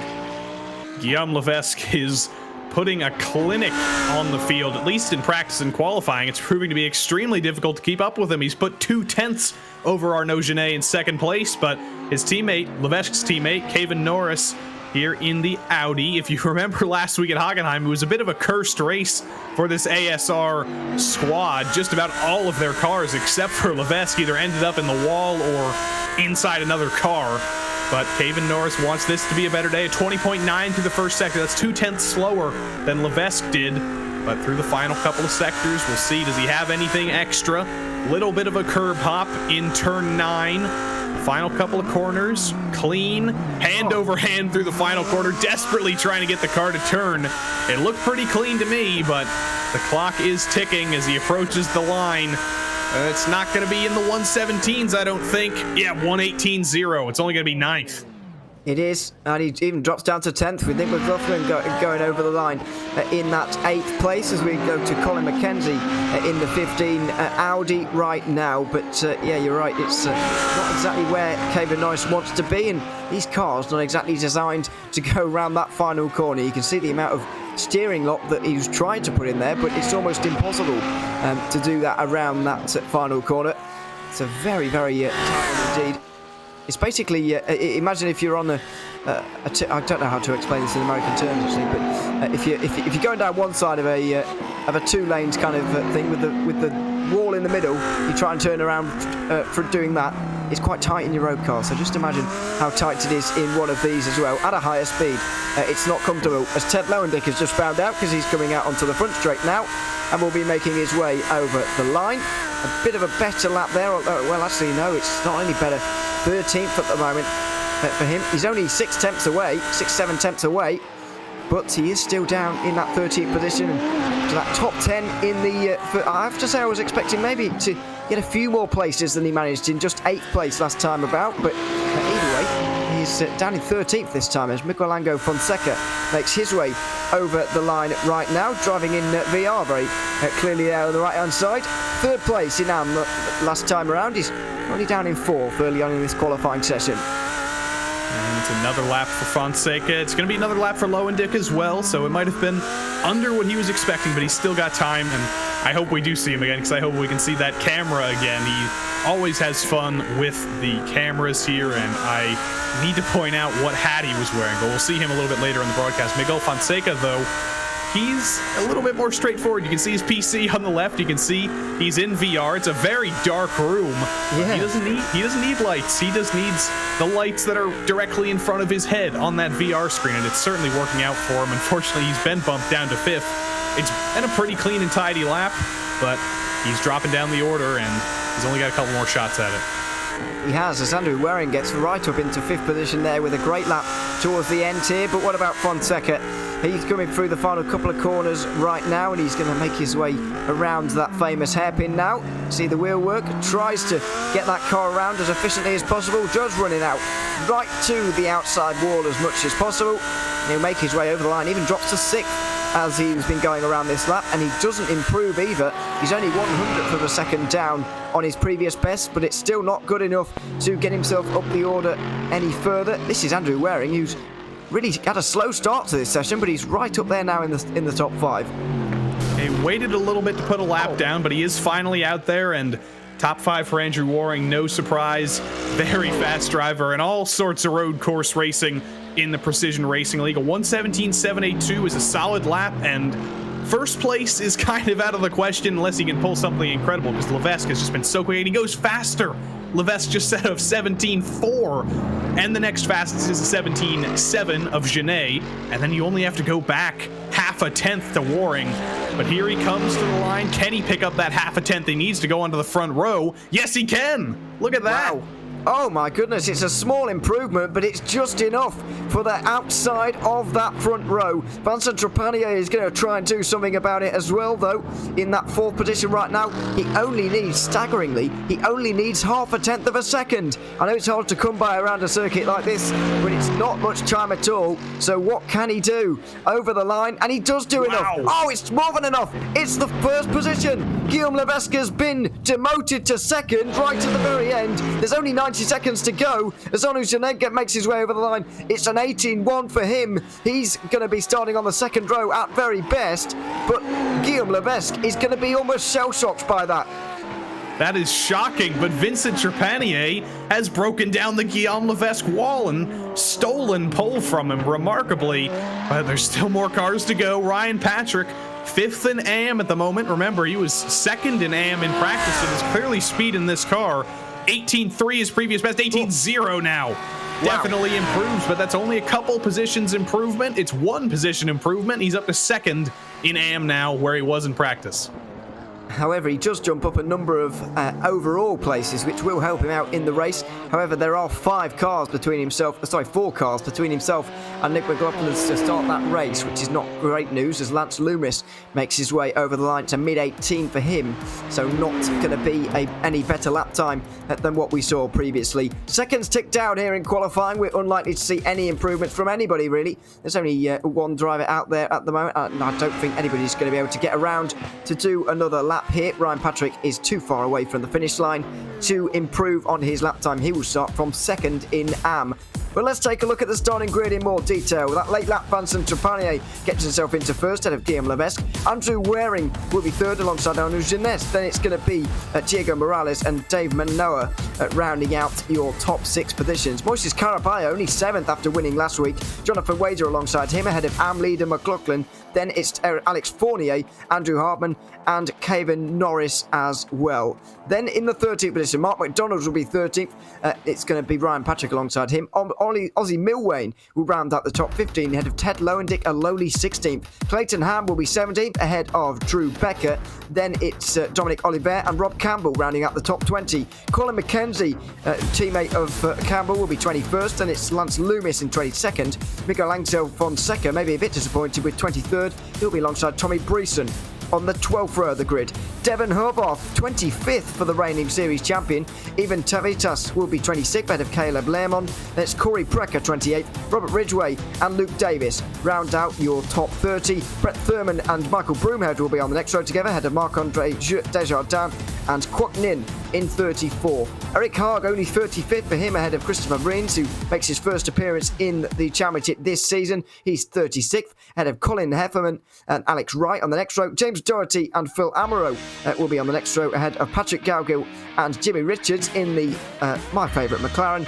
Then we've got Kenny Rodriguez as well in the 43rd position with a possible couple of late entries as well. That is a huge grid to go through, and it's going to become all too apparent to these drivers as they start to lap cars pretty early on in this race. It is, and it's going to be a similar start procedure to the last race. It's going to be single file, exactly the same rules as the previous start, but it's actually 50% maximum fuel now with a longer race. Previous race was 35 minutes, now it's 40 minutes. There's 50% maximum fuel, there's an open setup, there's the normal incident rules, but I have to tell you, a couple seasons ago, 2021 Season 3, it was a 50% fuel race, it was a 40-minute race, it was a GT3 race, and Daniel Ferguson went the entire race distance on 1 tank of fuel in the Audi. Daniel Ferguson is not in the field tonight. There are some Audis in the field tonight, and can anybody else do it? I really hope they can, because that would be an incredible accomplishment, but it's going to be difficult, and we'll see if anybody else can follow in Daniel Ferguson's immortal footsteps. It would be very interesting to see if that does indeed happen, but anyone who's not a Mercedes is going to have to do it from outside of the top 5. They mob the first 2 rows of the grid and the inside of the third. The best of the rest being Dave Menanoa in that Audi. We hit the gas straight away out of the final corner. Goes Vincent Trepanier, and from pole, he's going to try and take the lead through lap 1, although very much on the ball is Guillaume Levesque there, coming through turn 1 and coming towards the first braking zone of the circuit. He can't make the move. It's a bit of a defence there from Arnaud Jeunesse, who wasn't quite on it. Diego Morales tries to make the place from him, but it's a single file start once again, and arguably even more strung out than the fixed race. Except in the top 3, it's very close in the top 3, but you see quite a few gaps as everybody navigates their way through the fountain down into the AM field. A couple of the pros who started at the back. Looks clean, nobody's in the wall yet, but you can see that it is such a distance from the pole sitters to all these drivers who had to navigate single file through the hairpin. Absolutely. Already, Matt Hilton, who was the final driver to start this race, is battling with Kenny Rodriguez, incidentally, but he's already 40 seconds away from the front of the race. That is how strung out this field gets here at Long Beach. 44 cars on the grid tonight, as down the inside, that is Guillaume Levesque getting challenged by Andrew Waring. Side by side between the two through the final sector. Surely this is not going to continue on into the hairpin, and Levesque just gaps out and just backs out, I should say, going into that final turn, so he can maybe get the run onto the front straight, but also so that he doesn't cause an accident going through there with the whole field behind him. They go over the line for the first time. Andrew Waring is already up to second place. And it's a 2.2 second lead for Trepanier. I said they were a lot closer on the start, but it's falling apart for Levesque. He just loses a spot to Genet, and now he loses a spot to Diego Morales as well. He almost puts it in the wall. It's a disastrous start for the driver who we thought was going to run away with it. Yeah, what is happening here to Guillaume Levesque, the fastest man in practice, second in the qualifying session there, second last week at the Hockenheim race we had. What is happening to him here? He seems to be back up to speed in the Triple Eight. He's fifth at the moment. He doesn't look too worried by what's going on right now. He's not talking to anybody as if to be a little bit concerned. Everything seems normal, but his car is not going quite as quickly as normal. I'm going to speculate that maybe his slow braking zone was because he's saving fuel. I don't know. Maybe that's a possibility. Wow. But his teammate, Caven Norris, is on the attack here. And Menino just got by him as well. Yeah, I think you're absolutely right. The idea popped into my head exactly as you started the sentence there. Side by side between them again, Guillaume Levesque is lifting off dramatically. That is why he feels as if nothing is wrong. Oh dear, as we've got incident through the final corner there. Wager just losing out a little bit. Guillaume Levesque is causing a bit of a stack up, to be quite honest, with his fuel games that are going on right now. So let's see if he does indeed make this whole race here on fuel. But be interested to go on board with him again going into it. Look at the way he's lifting off into turn one. There it is. Wager gets through. He has a nice smooth run through the corner, but you can see on the entry to the fountain, he lifts off dramatically before going into there. There's no question that he is trying to save fuel. Let's just have a listen on board as we go down the straight here towards turn 6, and we'll really see, because this is not a long straight, we'll really see here what is happening. Seeing the braking zone. It's just so early on the brakes. I think it's a deliberately bad start. I have to withdraw any potential criticism because this looks completely deliberate. You can see in every braking zone he's just letting people by, and I think this is a fuel game for Levesque.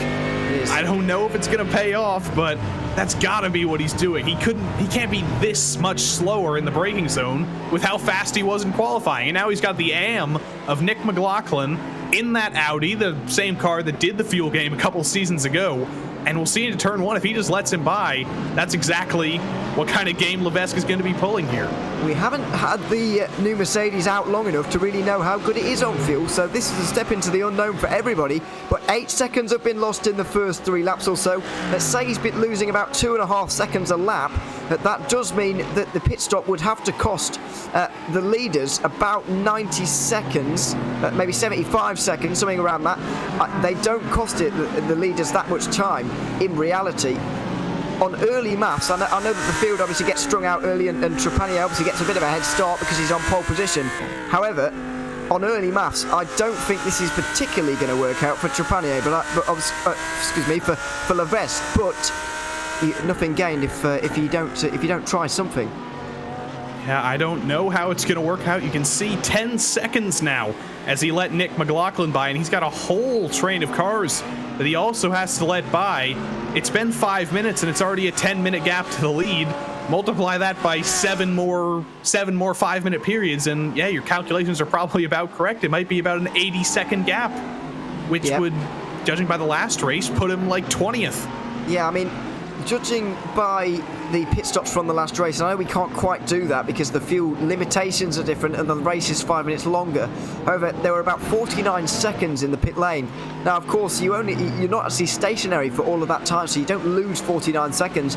I'd say you lose closer to 30 to 40 seconds in the pit stop. He needs to be losing. He can only afford to lose a second a lap in this fuel saving, and the amount that he's having to do right now, he is losing way more than that. Vincent Trepanier on his last lap set the best lap of his race so far with an 18.1. Guillaume Levesque also set the best lap of his race so far, but it's 1.9 seconds slower. That cannot continue for the entirety of this race. Otherwise, he's going to find himself way down.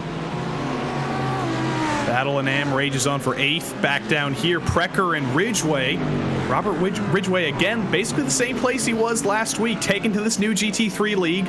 Was running about 9th last week in Hockenheim, running about 9th again, or exactly 9th rather, but he's all over the back of Corey Precker. Battle between the Lamborghini and the ever so strong Mercedes rages on. Ridgway quite late on the brakes in a street circuit. He's raced the F3 car here before in the PRL. I don't exactly remember what his results were last time we raced here in the PRL, but I imagine it was pretty good. He tends to be pretty strong on these street circuits. But the Lamborghini in a straight line, I'm looking at the difference between it and the Mercedes here down the back straight.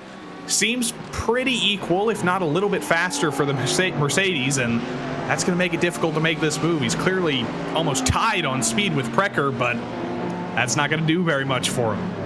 Now, this is the battle for 28th in the overall standings, by the way, and with 7 minutes gone, I think we have to take our hats off here for the first 7 minutes to all 44 drivers, because not a single car has yet to visit the pit lane.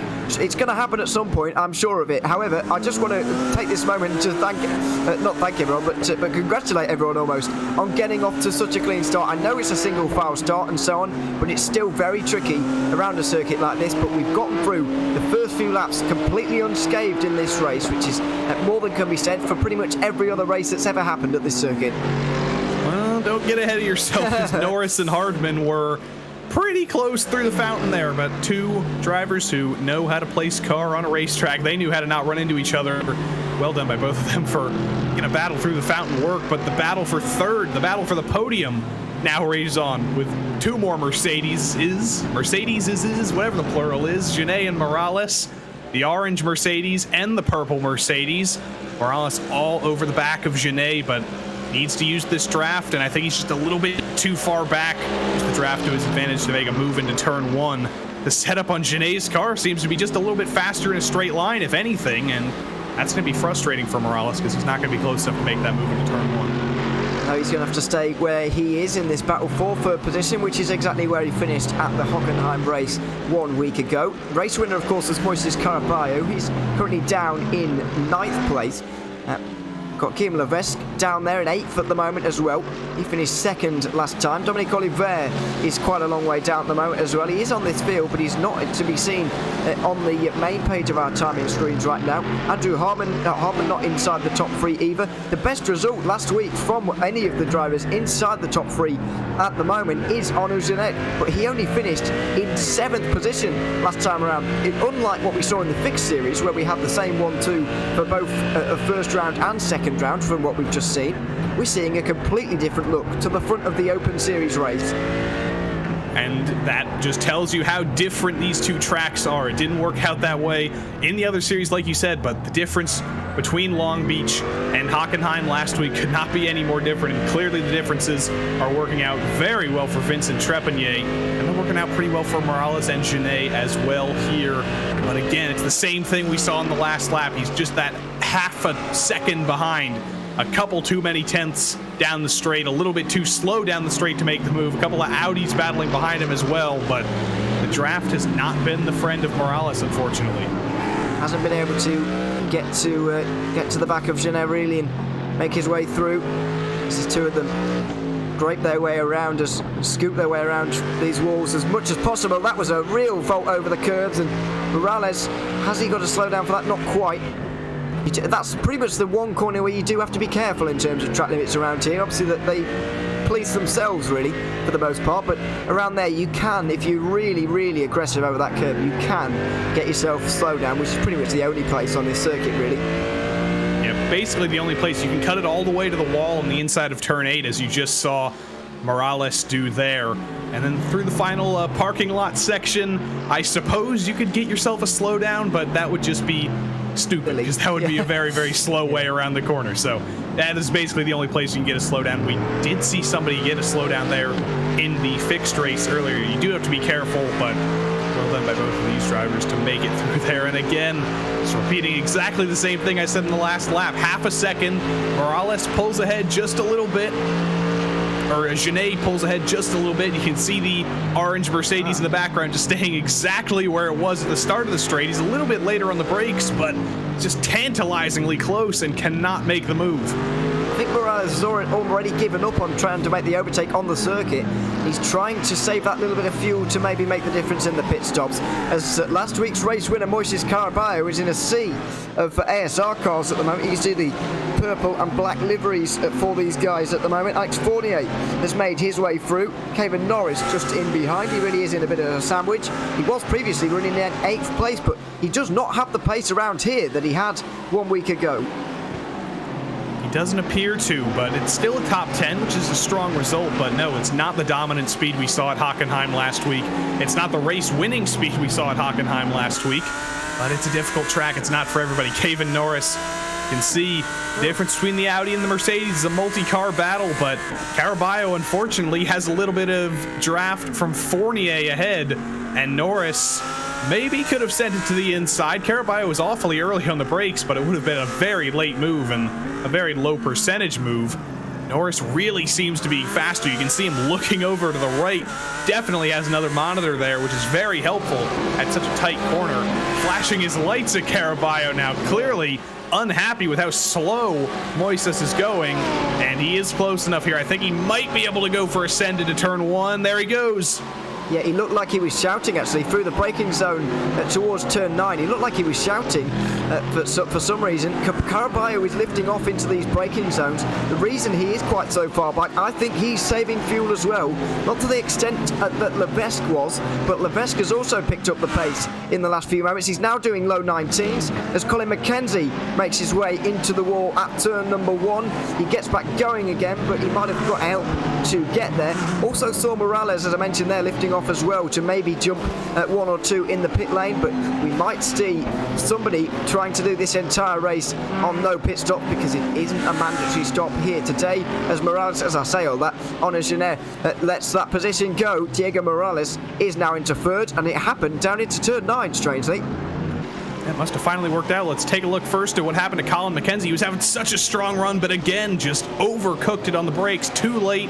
Slides into the wall. It was not as hard of a hit as you can get there, but here is how Morales finally made the move on Genet through turn 8. Straightforward stuff. I wonder, does Genet get in the wall? No, he doesn't. It looks like it was just the draft finally paying off for Morales here in the draft, into the braking zone, peeks to the inside, and look at that. Pretty simple. Nice. Very nice move. Late on the brakes. And there was almost nothing that Genet could do about that one. He drops down to 4th as Moises Caraballo is continuing to get swamped here. Kevin Norris has now got through. Who is that? Andrew Hartman now, has got through. Now we've got also Mark McDonald trying to get through with Ryan Patrick, Ozzy Milwane, Ted Lowendick, Drew Becker. They're all there. All you can see in the background. So Caraballo is clearly fuel saving. You can see the way he's lifting off into that braking zone there. Very nearly caught out the 216 and Mark McDonald.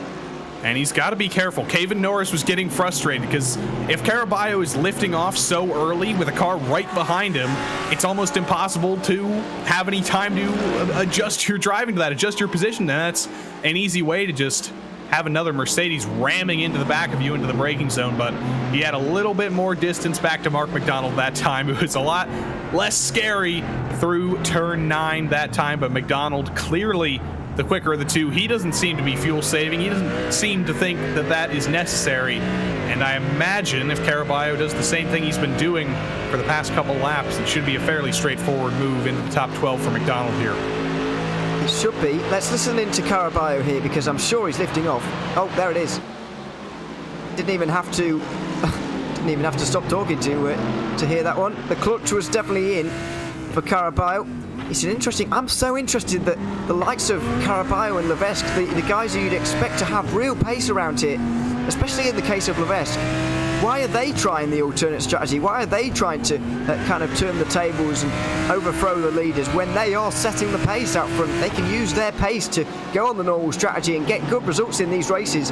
I'm especially puzzled at those guys going for something different. You'd expect it for someone in the field, but for real top contenders and top drivers to be trying something alternate like this is something you do not see often. I almost wonder if this was triggered by the fact that Vincent Trepanier beat him to pole.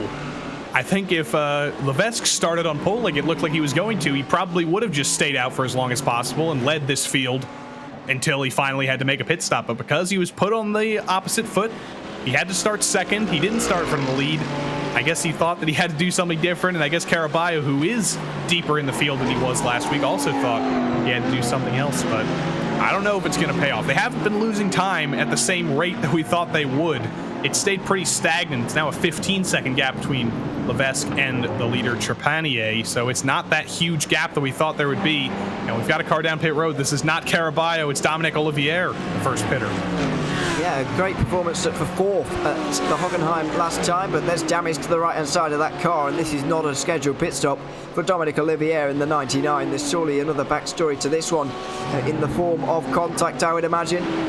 Not entirely sure. He wasn't running it that well beforehand, so it wasn't exactly towards the front very much, but he certainly has got damage now, and he's into the pit lane, and probably joining one or two others. Colin McKenzie, I'd imagine, has been there as well.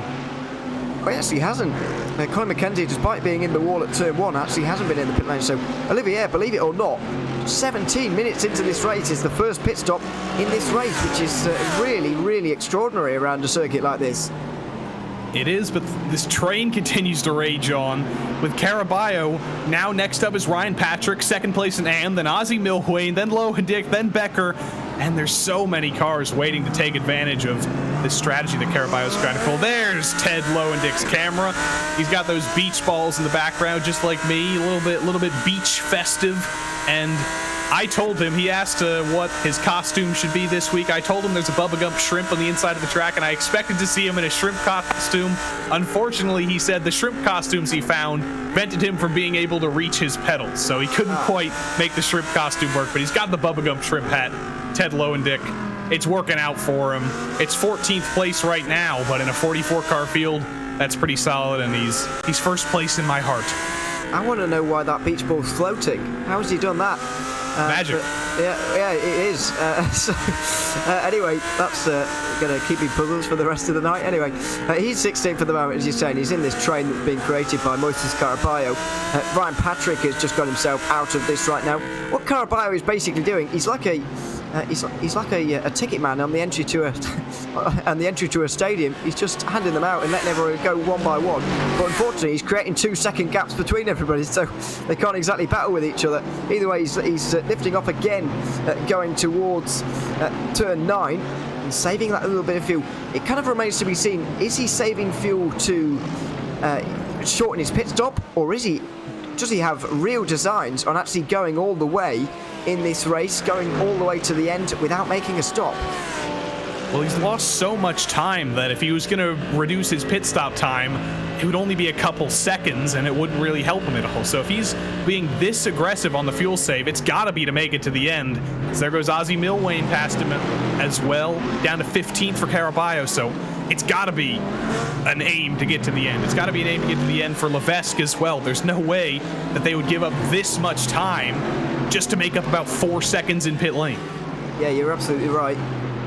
The mathematics on that certainly don't work out. Caraballo, in terms of winning this race, is almost already too far adrift, in my opinion. 26 seconds. Guillaume Levesque is only 16 seconds behind. Now, I think he's got a much more realistic chance as we see Jonathan Wager trying to make his way around the outside of Dave Menanoa, but that's going to make things exceptionally difficult. He's on the outside again for the penultimate turn, and please don't dive at the inside of the hairpin.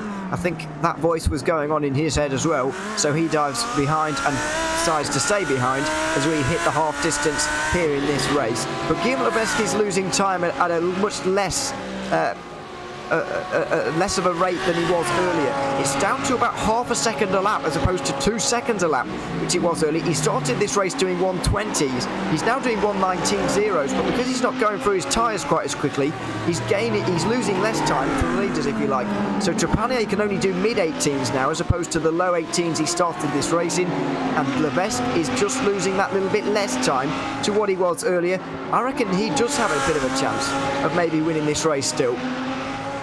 It's a fascinating strategy, and I cannot wait.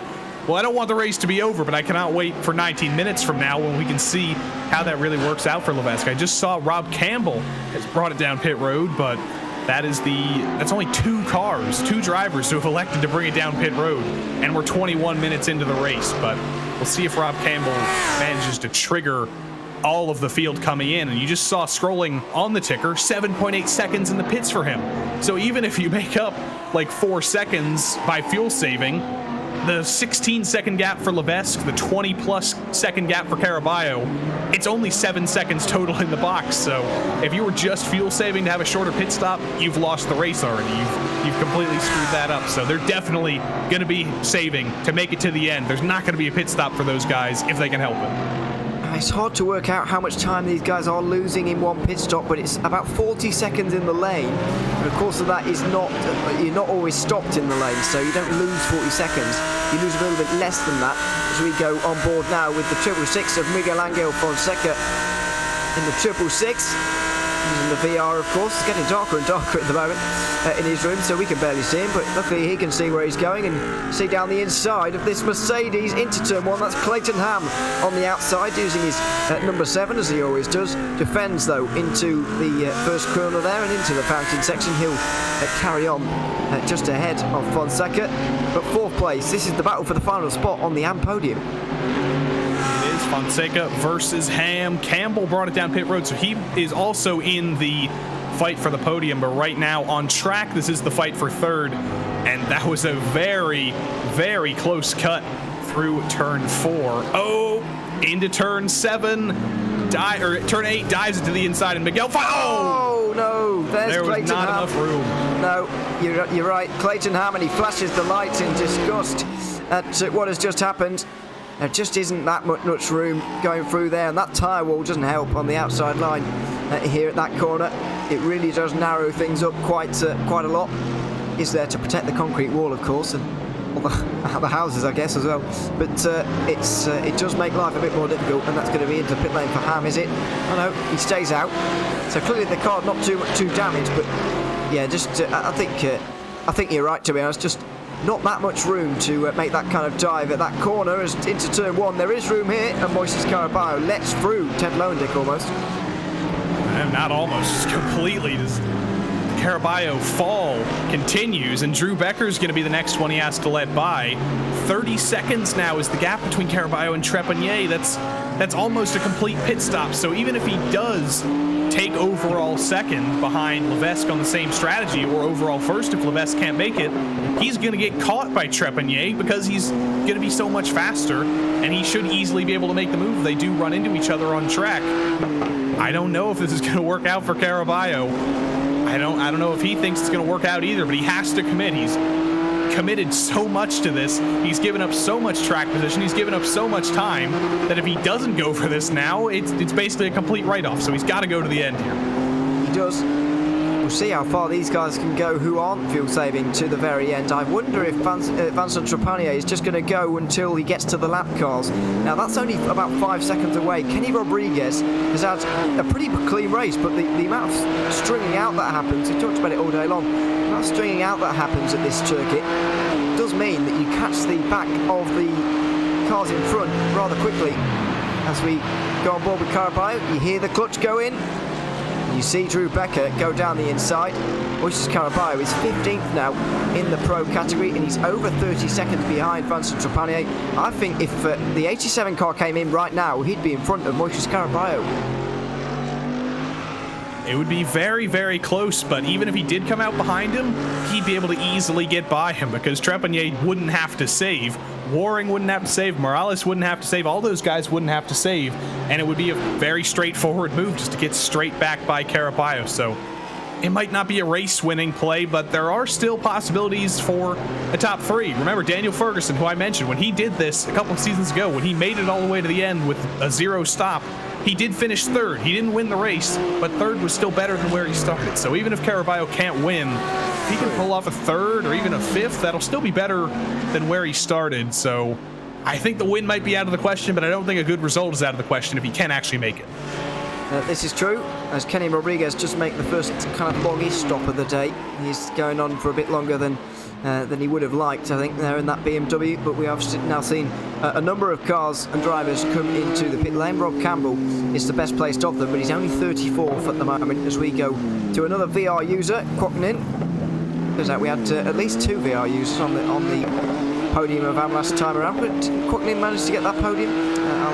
I'll recheck that, but I'm pretty sure he did. Oh no, he did. He just missed out with 4th, but there we are. Still 10th place at the moment, a little bit further down compared to where he was at Hockenheim.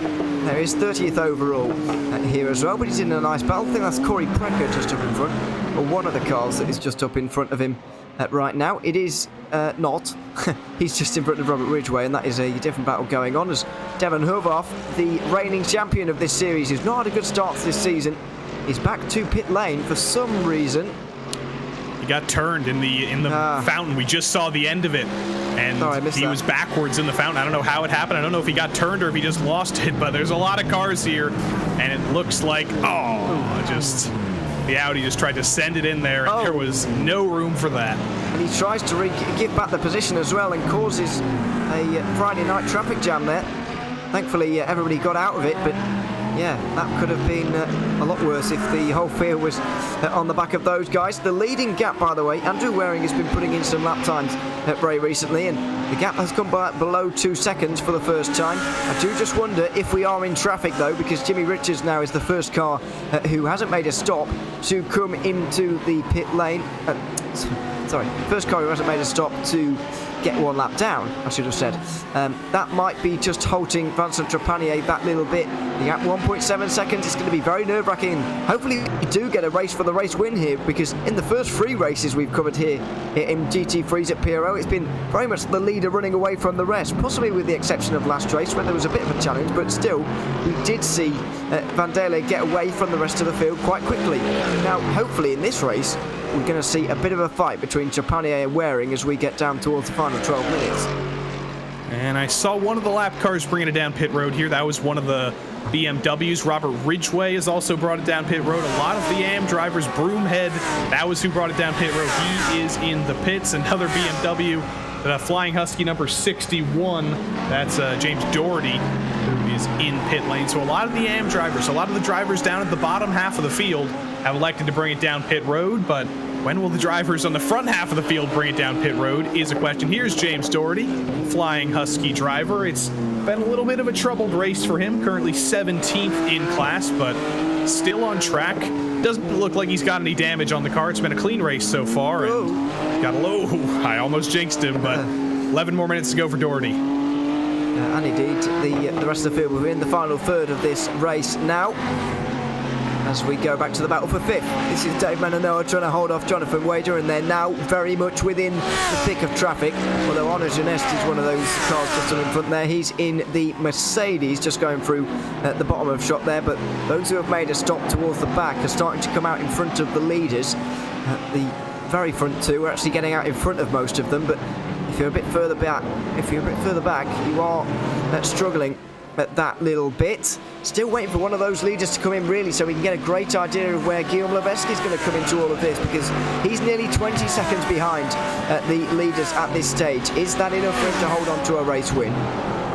Eric Hogg gets out of the way of Menino and Wager here. It was a very good exit by Wager. He almost pulled a little bit of an over-under oval style through the hairpin, but it did not quite work out. Ozzie Milway now down pit road. Here's that driver from the first half of the field who finally has bitten the apple, who's finally brought it down pit road. And I think just about everybody, except for the drivers we've been talking about, Levesque and Caraballo, everybody should be bringing it down pit road very soon if Ozzie Milway is anything to go by. But look at this completely clean track for Trepanier, completely clean track for Waring. It's beautiful for them, but once they pit, they're going to be back with some of those other AMs who pitted, some of those other pros at the back of the field who pitted, and they might be free from traffic now, but that's going to be very, very dicey once these two elect to pit. It is going to be quite difficult. So under 10 minutes to go. How much fuel are these guys going to need as well, as this is a real front runner now. Diego Morales from the top 3 is in the pit lane, and there he is in the 23. Simza Esports, where's he going to come out? He was about 5 seconds behind the leaders. Let's count this one back and see where he comes out in relation to the rest. Ozzy Milwane, by the way, got out in 29th position as the 23 run through the pit boxes at the moment and tries to find his pit box. He's quite a way towards the end because he did qualify well. He'll stop in the box for a few seconds here and be on his way. It's past 7, 8, nearly 9 seconds in that pit stop there. It's roughly where Ozzy Milwane was. He's a tenth quicker, but that's not much really. You can see why this pit lane is so long. You have to stay on the pit limiter all the way down here, and then when you get to the ring cones, you can finally go for it. Diego Morales makes his way out of the pit lane. Moises Caraballo only just makes his way through. He's not even going to be out in the lead when this all shakes out. But Guillaume Levesque is, and he's going to have about 15 seconds over Morales. He's going to have about 10 seconds over Trepanier as things stand right now.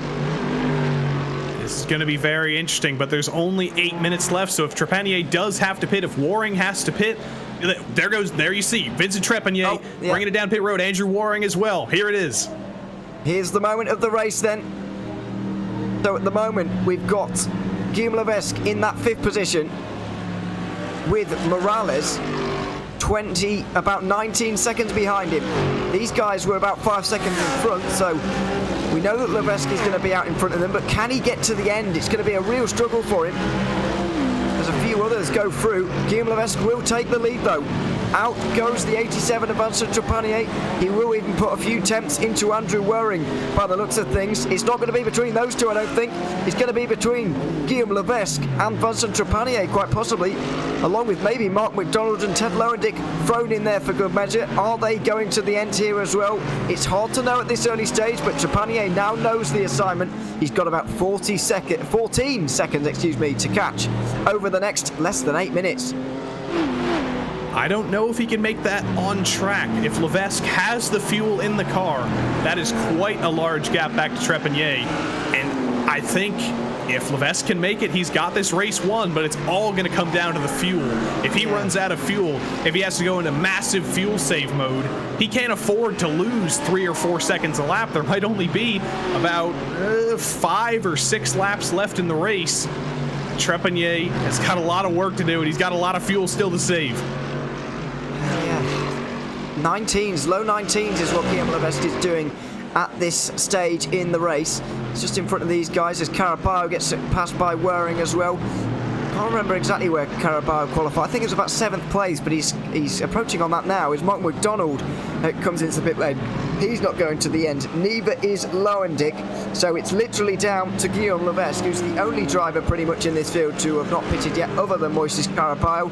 And they are the only two at this stage to have not pitted. So it might work out into a better result for Caraballo, but he's been through quite a lot to get there. 4th place at the moment. Will probably drop to 5th very soon with Diego Morales. I'm just boggled as to how Levesque has made this work by going so much quicker than Caraballo. Oh, spin in the background. That was one of the atomic Lamborghinis, and the 111. Lots of spins here. Cold tires catching lots of drivers out. I can't see the number. I can't tell if that's Ridgway or Heffernan, but it's Ridgway, and that's from the top 10 in class. That's going to be heartbreaking for Robert Ridgway. Such a strong race. 8th in class at the time of the spin. Now down to 15th place. And Menino as well in a little bit of trouble. Top 10. A lot of bit of trouble. Yeah, going for a spin there, and he's going to have to get turned around somehow as well here. Not a nice place to be sat, and he drops outside the top 10. He'll be outside the top 15 before he knows it as well, before he can get turned around. I think he's trying to get his traction control off, maybe to spin it around, but he's going to have to do the most awkward 3-point turn, and he'll be lucky if it's only 3 points, I'm afraid, to turn here. There's just no space to get turned around. It's a constant stream of traffic. And he's given up. He's given up on turning around. He's taken the tow back to pit road. That is, again, heartbreaking for Menino, top 10 in class, heartbreaking for Ridgeway, top 10 in class, and the 111 BMW as well of Christopher Rhines, his first race in the series. So we were told in the YouTube chat, Chris Rhines wasn't here last week. He was on vacation at the Nürburgring, but unfortunately, Long Beach has become the green hell, the sandy hell for Mr. Rhines. Not the result he would have wanted. He'll be back at Fuji next week. But now the battle rages on in another spin, the 93 of Rob Campbell. Wow. It's chaos. What is going on here? This is what we're expecting in the first 5 minutes, not the last 5. But anyway, we've got it. As Alex Fournier is also off the road at turn 1. Goodness gracious me. What is happening here to these guys in the final moments of this race? Fournier drops behind Ryan Patrick there you just saw. He's out in 14th. That's a Ferrari recovering from a spin there as well. A little bit further down the order. That's Caleb Learmon who's getting back going again over the line. So, yeah, my goodness, this is all kicked off with 4 minutes to go. Guillaume Levesque, I'm going to be very interested to see what his lap time is next time around, because I still think he's got 3 laps to go when he gets to the line here. Has he got 3 laps worth of fuel on the board? Yeah, there we go, 3 laps on the board now. What was his lap time that time? It was still a high 18, low 19 kind of area. He has played this to absolute perfection as long as he makes it. I wonder, though, remember the finish of the last race? It came down to those critical 3 seconds between the white flag and the checkered flag for Danik Van Daly. Guillaume Levesque has to factor that in. He's probably doing math in the car to make sure he doesn't have to do an extra lap that he doesn't want to do right now. I believe we're on lap number 28 of the race, which would mean 3 laps to go. But if he times this correctly, he could potentially make it 2 laps to go, but that is just such a difficult calculation he has to make, as here's Lowendick not able to make the move on Hardman, but it is a top 10 for Ted Lowendick at the moment. He was down in about 14th, but with all this chaos that's ensued in the past couple laps, Ted's picked up all those pieces. Where is 11 seconds? When is he going to come over the line here? It's going to be interesting to see whether this is 3 laps to go or only 2. If it's about 10 seconds or more in terms of him making this a 3 laps or 2 laps to go, then he won't risk it, obviously, because Trepanier is right there and he'll have to do the extra lap anyway if Trepanier gets to the line. There he goes over the line. Vincent, this 3 laps to go there. So Guillaume Levesque has got 3 laps to go there. It was a 19-1 on his last lap. I really hope that he saved that extra lap of fuel and he's factored that in. I'm sure he has, but if he hasn't, then he is going to be hanging on here and going to have to go into maximum fuel save mode. Luckily for him, he's got over 10 seconds to do this. And he's also got those lapped cars up ahead. I don't know if he'll be able to pass them if he's having to drive a little bit slower, but if he does get by all of them, he'll have a little bit of buffer. So even if he does start sputtering in the last couple of quarters of the lap, he'll have those lapped car buffers that Trepanier will have to pass. But he's got to get through them first, and I don't know if he has the speed in the car to get by these lapped cars. Again, seems completely focused. One of the Audis does let him by, one of the lunatic Audis, a little bit further down the field. No reason to fight that, but the gap is just staying stationary at about 10 seconds. Trepanier isn't catching him, and it's going to come down to whether Levesque runs out of fuel. It really is. You can see the tension on his face, but there's no panic there at the moment. There's no worry particularly. It's just tension. I can see him having a couple of words out of each corner. Maybe about what the gap is, maybe about, well, who knows what it's about. Probably more about fuel than the gap at this stage. But these lap cars may help him or hinder. Let's see. You see the lift off there? He's not exactly in max fuel save, is he? There's not a lot going on there. He looks fairly comfortable at the moment, the way this is going. There was a little bit of an eye roll exiting the hairpin. I kind of read that as, I can't make it, but I don't know, maybe I read that wrong, because he didn't come into the pits, and he's going to take the white flag when he gets to the line here, so it's super tense. I really want to see if he can make this, and he has proven to be faster than these lapped cars. I believe this is the 26th place car. That's Corey Precker, who is another driver who's fallen a little bit further down the order, but still a top 10 in class for Precker, for I believe the 2nd week in a row.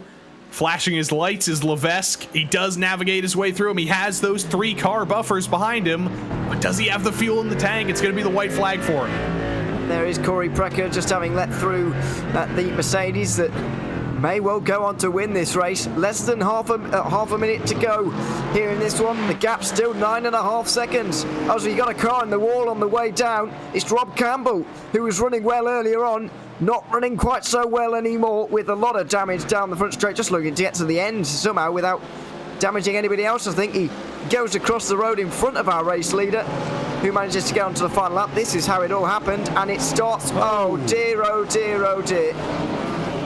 That was one of the Britannia iSports cars. I couldn't tell who it was, but he backed into traffic, took out 2 BMWs in one, and that was right in front of the race leader, which probably would have been pretty scary to see a crabbing BMW right ahead of you, but Rob Campbell did a good job of getting out of the way there. And Levesque is looking pretty comfortable.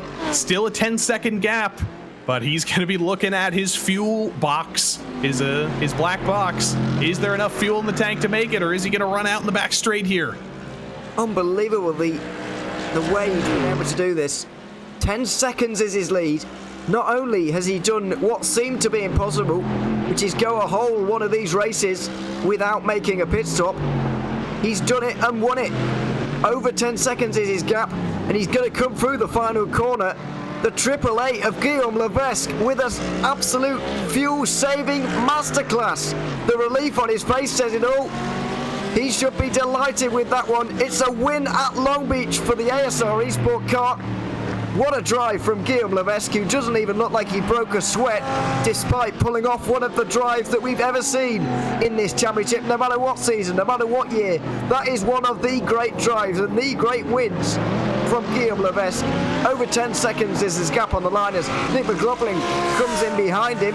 There he is, looking satisfied as well with his evening's work, as he also takes victory, this time in the AM category. 2 AM wins in a row for Nick McLaughlin. We'll have to consult the data sheet. What number win is that for Nick McLaughlin? So many wins in the Ferrari Challenge. Now 2 wins on the dot in the AM class here in the GT3 Sprint Series. More cars coming down. Ryan Patrick will finish second in class, and Miguel Angel Fonseca third place again for the second week in a row. So I believe that's the same podium for AM 2 weeks in a row. Hockenheim and Long Beach. How about that? Yeah, absolutely. It's quite remarkable there in that category. By the way, Nick McLaughlin's 12th victory in GT3/GTE competition at the Precision Racing League to draw him tied third with Benjamin Perez in that standing. Guillaume Levesque has never won one of these races before, and what a way to do it. Let's have a look at those results in a little bit more detail here and confirm that the Triple Eight of Guillaume Levesque wins that one by over 10 seconds in the end. Vincent Trepanier second after leading for most of it. Andrew Waring was third with Diego Morales in fourth. Moises Caraballo didn't repeat his race win from last week, but he did get a top 5 after also not making a stop in that race. Onu Janet misses out on that top 5 to round off a Mercedes top 6. Jonathan Wager, was the best of the rest, ahead of Mark McDonald, Andrew Harbin and Ted Lowendick to round out the top 10 here in the Pro category. Kevin Norris was 11th ahead of Alex Fournier, then Drew Becker and Ozzie Milwain. Then we've got Lance Loomis rounding out the top 15. Ethan Taratas and Tommy Breeson round out those cars that finished on the lead lap, with Eric Hagen and Devin Hobarth getting to the end 1 lap down. Michael Broomhead will also get points and be classified in 25th position. So will Dave Menanoa and Brett Thurman, but Dominic Olivier will be the only non-classified pro car after 31 laps of racing here at Long Beach. With the AM results looking like this, over 18 seconds between Nick McLaughlin and Ryan Patrick at the end. Miguel Fonseca finishes third for the second week in a row. Clayton Ham just misses out on that podium. Caleb Lermont and Kwok Nin were next in the last cars on the lead lap. Luke Davis and Corey Precker battled to the line, but they were both 1 lap down. And Colin McKenzie and Marc-Andre Desjardins rounding out the top 10. Christopher Reens on his first appearance in this season was 11th ahead of James Doherty. Colin Hefferman was 13th ahead of Robert Ridgway, then Alex Wright. Matt Hilton and Phil Amaro at 17th. Jimmy Richards 18th ahead of Rob Campbell. Kenny Rodriguez did lose a few laps in the end, but finished 20th. He will be classified along with Patrick Cowgill. Unfortunately, David Morse will not, after barely completing a lap in that race here today. Well, that is a fantastic race indeed. Guillaume Levesque even setting the fastest lap on his final lap there, as we found out with a 17.8. He had even fuel to spare for him there, and we're going to hopefully chat to him here in a couple of moments' time in some of the post-race interviews. We'll get the race winner in a couple of moments' time. Here he is. Guillaume, welcome to the commentary booth. Good to have you here.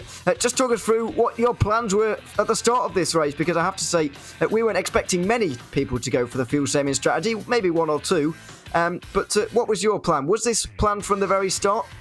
Yeah, it was planned like that. I saw Casey Kerwin doing that all the week on officials, and I tried it once, so I knew I was able to do it. And starting from P2, I knew it will be like the strat to go. It's almost impossible to beat a no stopper here, so yeah, it was planned like that. And how hard was it in terms of the fuel saving, in terms of actually keeping the pace as well?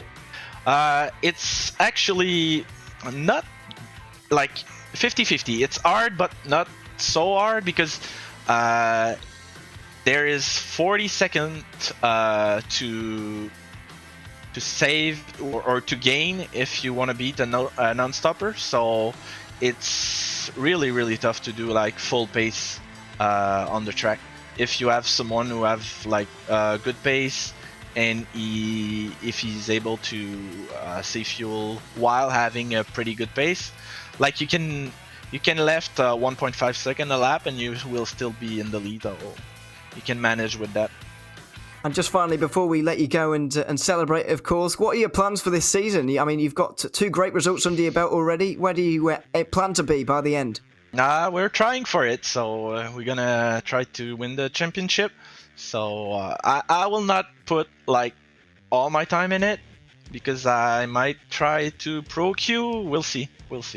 But yeah, I'll try the champ. It will be fun, so I'm gonna try it for sure.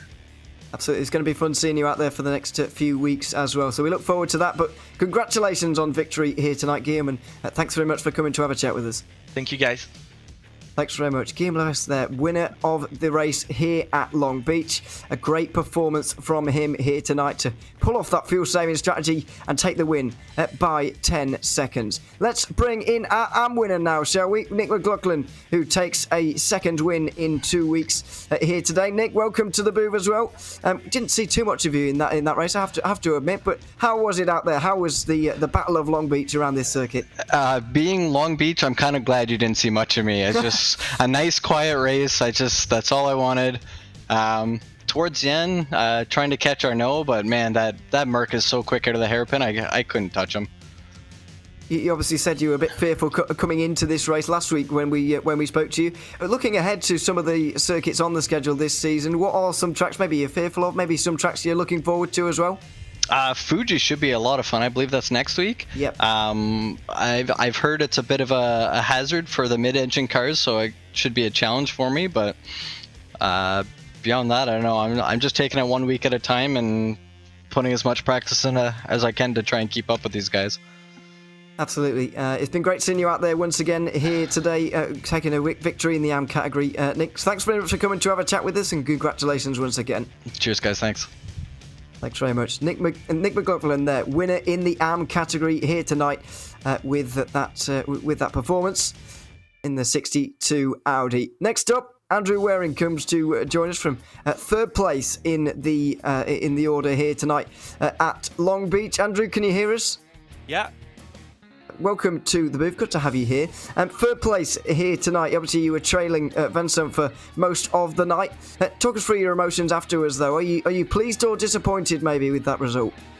To be fair, happy because of how race 1 went for me. I didn't do very good, but disappointed in the fact that I got stuck behind Guillermo or Levesque trying to do his no stop right off the bat, which was pretty obvious, and then Vincent was just incredibly consistent, and I couldn't really bring down, or he wasn't really increasing that gap, so I focused on saving my tires. But then I messed up the pit stop, and then the car really came alive in the last 3 laps, or I think I would have had second. But I don't think there's any chance of meeting the no stop, especially when you combine it with his speed. It was just there's no way that we were going to do that. So I can't be disappointed. Yeah, through the fixed series race, I have to say, earlier on, the traffic was a real problem. Was it a real issue for you guys, though, in this longer race? You know what? The guys do a really good job, even though they're not obligated to. I think Vincent would probably say a little bit different than me. I did see him getting held up a couple times, but that's just unfortunately the nature of this track. I think everybody's doing an exceptional job in terms of handling both coming up to lap traffic and when the guys are being lapped. I think, personally, everybody's doing a really good job. Absolutely. It was a nice, clean race at a circuit that was obviously so challenging for everyone. Third place for you is a nice result indeed. So congratulations, and thanks very much for coming to have a chat with us. Thanks, guys. Thanks very much. Andrew Waring, third place here today at Long Beach. We bring in another man who finished in third today in the AM category this time. Miguel Fonseca joins us now. Good to have you here, Miguel, again. Talk us through your little race here at Long Beach. A very difficult circuit, of course, but how was it on this occasion? Well, I really have a bad qualifying. I didn't really like or feel comfortable with the setup. But in the race, I had a really good pace, I think. But it's really, really hard to overtake. I was caught in a couple of touches there, but I think after all, that was a really clean race, and I really enjoyed it. Happy to be on the podium again. Absolutely, it's great to see you up there in P3 again, once again, Miguel. So congratulations on that, and thanks very much for coming to talk to us. Thanks to you guys. Thanks very much. Miguel Fonseca, third place in the AM category here today. Next up is going to be Arnaud Genest from sixth place here today. Welcome, Arnaud. Good to have you here. Sixth place, as I mentioned, just outside the top five. Talk us through your thoughts about that result. Are you happy, maybe, or a little bit disappointed?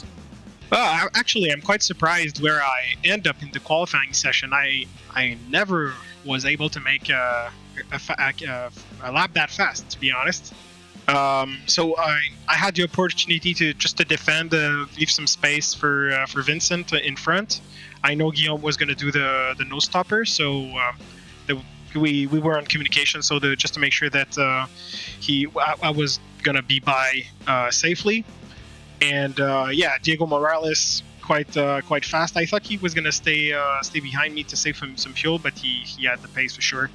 And Moises also did the no stop. So a good day in the office. All in all. Absolutely, sixth place, a decent result for you there. Congratulations, and thanks very much for coming to talk to us. All right, thank you guys. Have a nice one.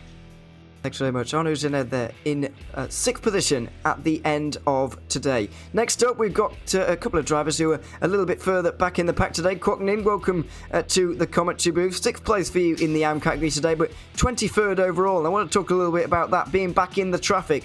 How was it here at Long Beach, a famously difficult circuit, obviously, to be so far down?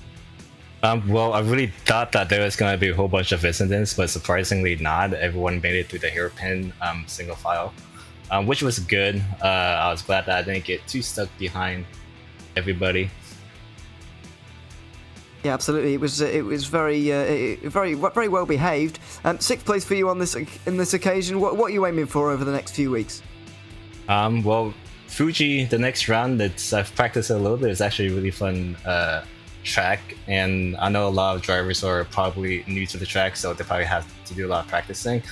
But I'm pretty confident in the next race and every other race to the end of the season. Absolutely. We look forward to seeing you over the next few weeks, Kwok, but for now, congratulations on your drive tonight, and thanks very much for coming to talk to us. All right, thank you. Thank you for broadcasting. Our pleasure indeed. Kwok Nin there from sixth place in the AM category today. We're going to stay in AM for one final interview as well with Clayton Ham, who finished fourth in AM today and in 19th overall. Clayton, welcome to the booth. Good to have you here. Are you maybe a bit disappointed to miss out on the podium today, or is fourth all you could get out of the race?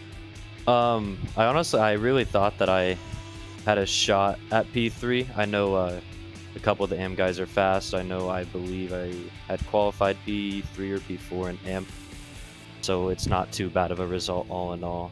I think I had the pace to do it, but at the end of the day, P4 is always going to be acceptable at this point. Just keep getting consistent points. Absolutely, so that's what it's all about. Congratulations on that, of course, and we look forward to seeing you over the next few weeks. Thanks very much for coming to talk to us. Thank you. Thanks very much, Clayton Ham there. 4th place in AM today. Joey, what a great couple of races we have seen here at Long Beach today. 35-minute race, 40-minute race. They both absolutely delivered. They certainly did, and there was some carnage at the end of this one, but like some of the drivers said in their interviews, a lot less than we would have expected from a race like this. But again, just as I say every week, the quality of drivers in the Precision Racing League, it's always a good race. It's always a clean, or mostly always a clean race for the most part, but always entertaining, and I can't wait for Fuji next week. That's going to be wild.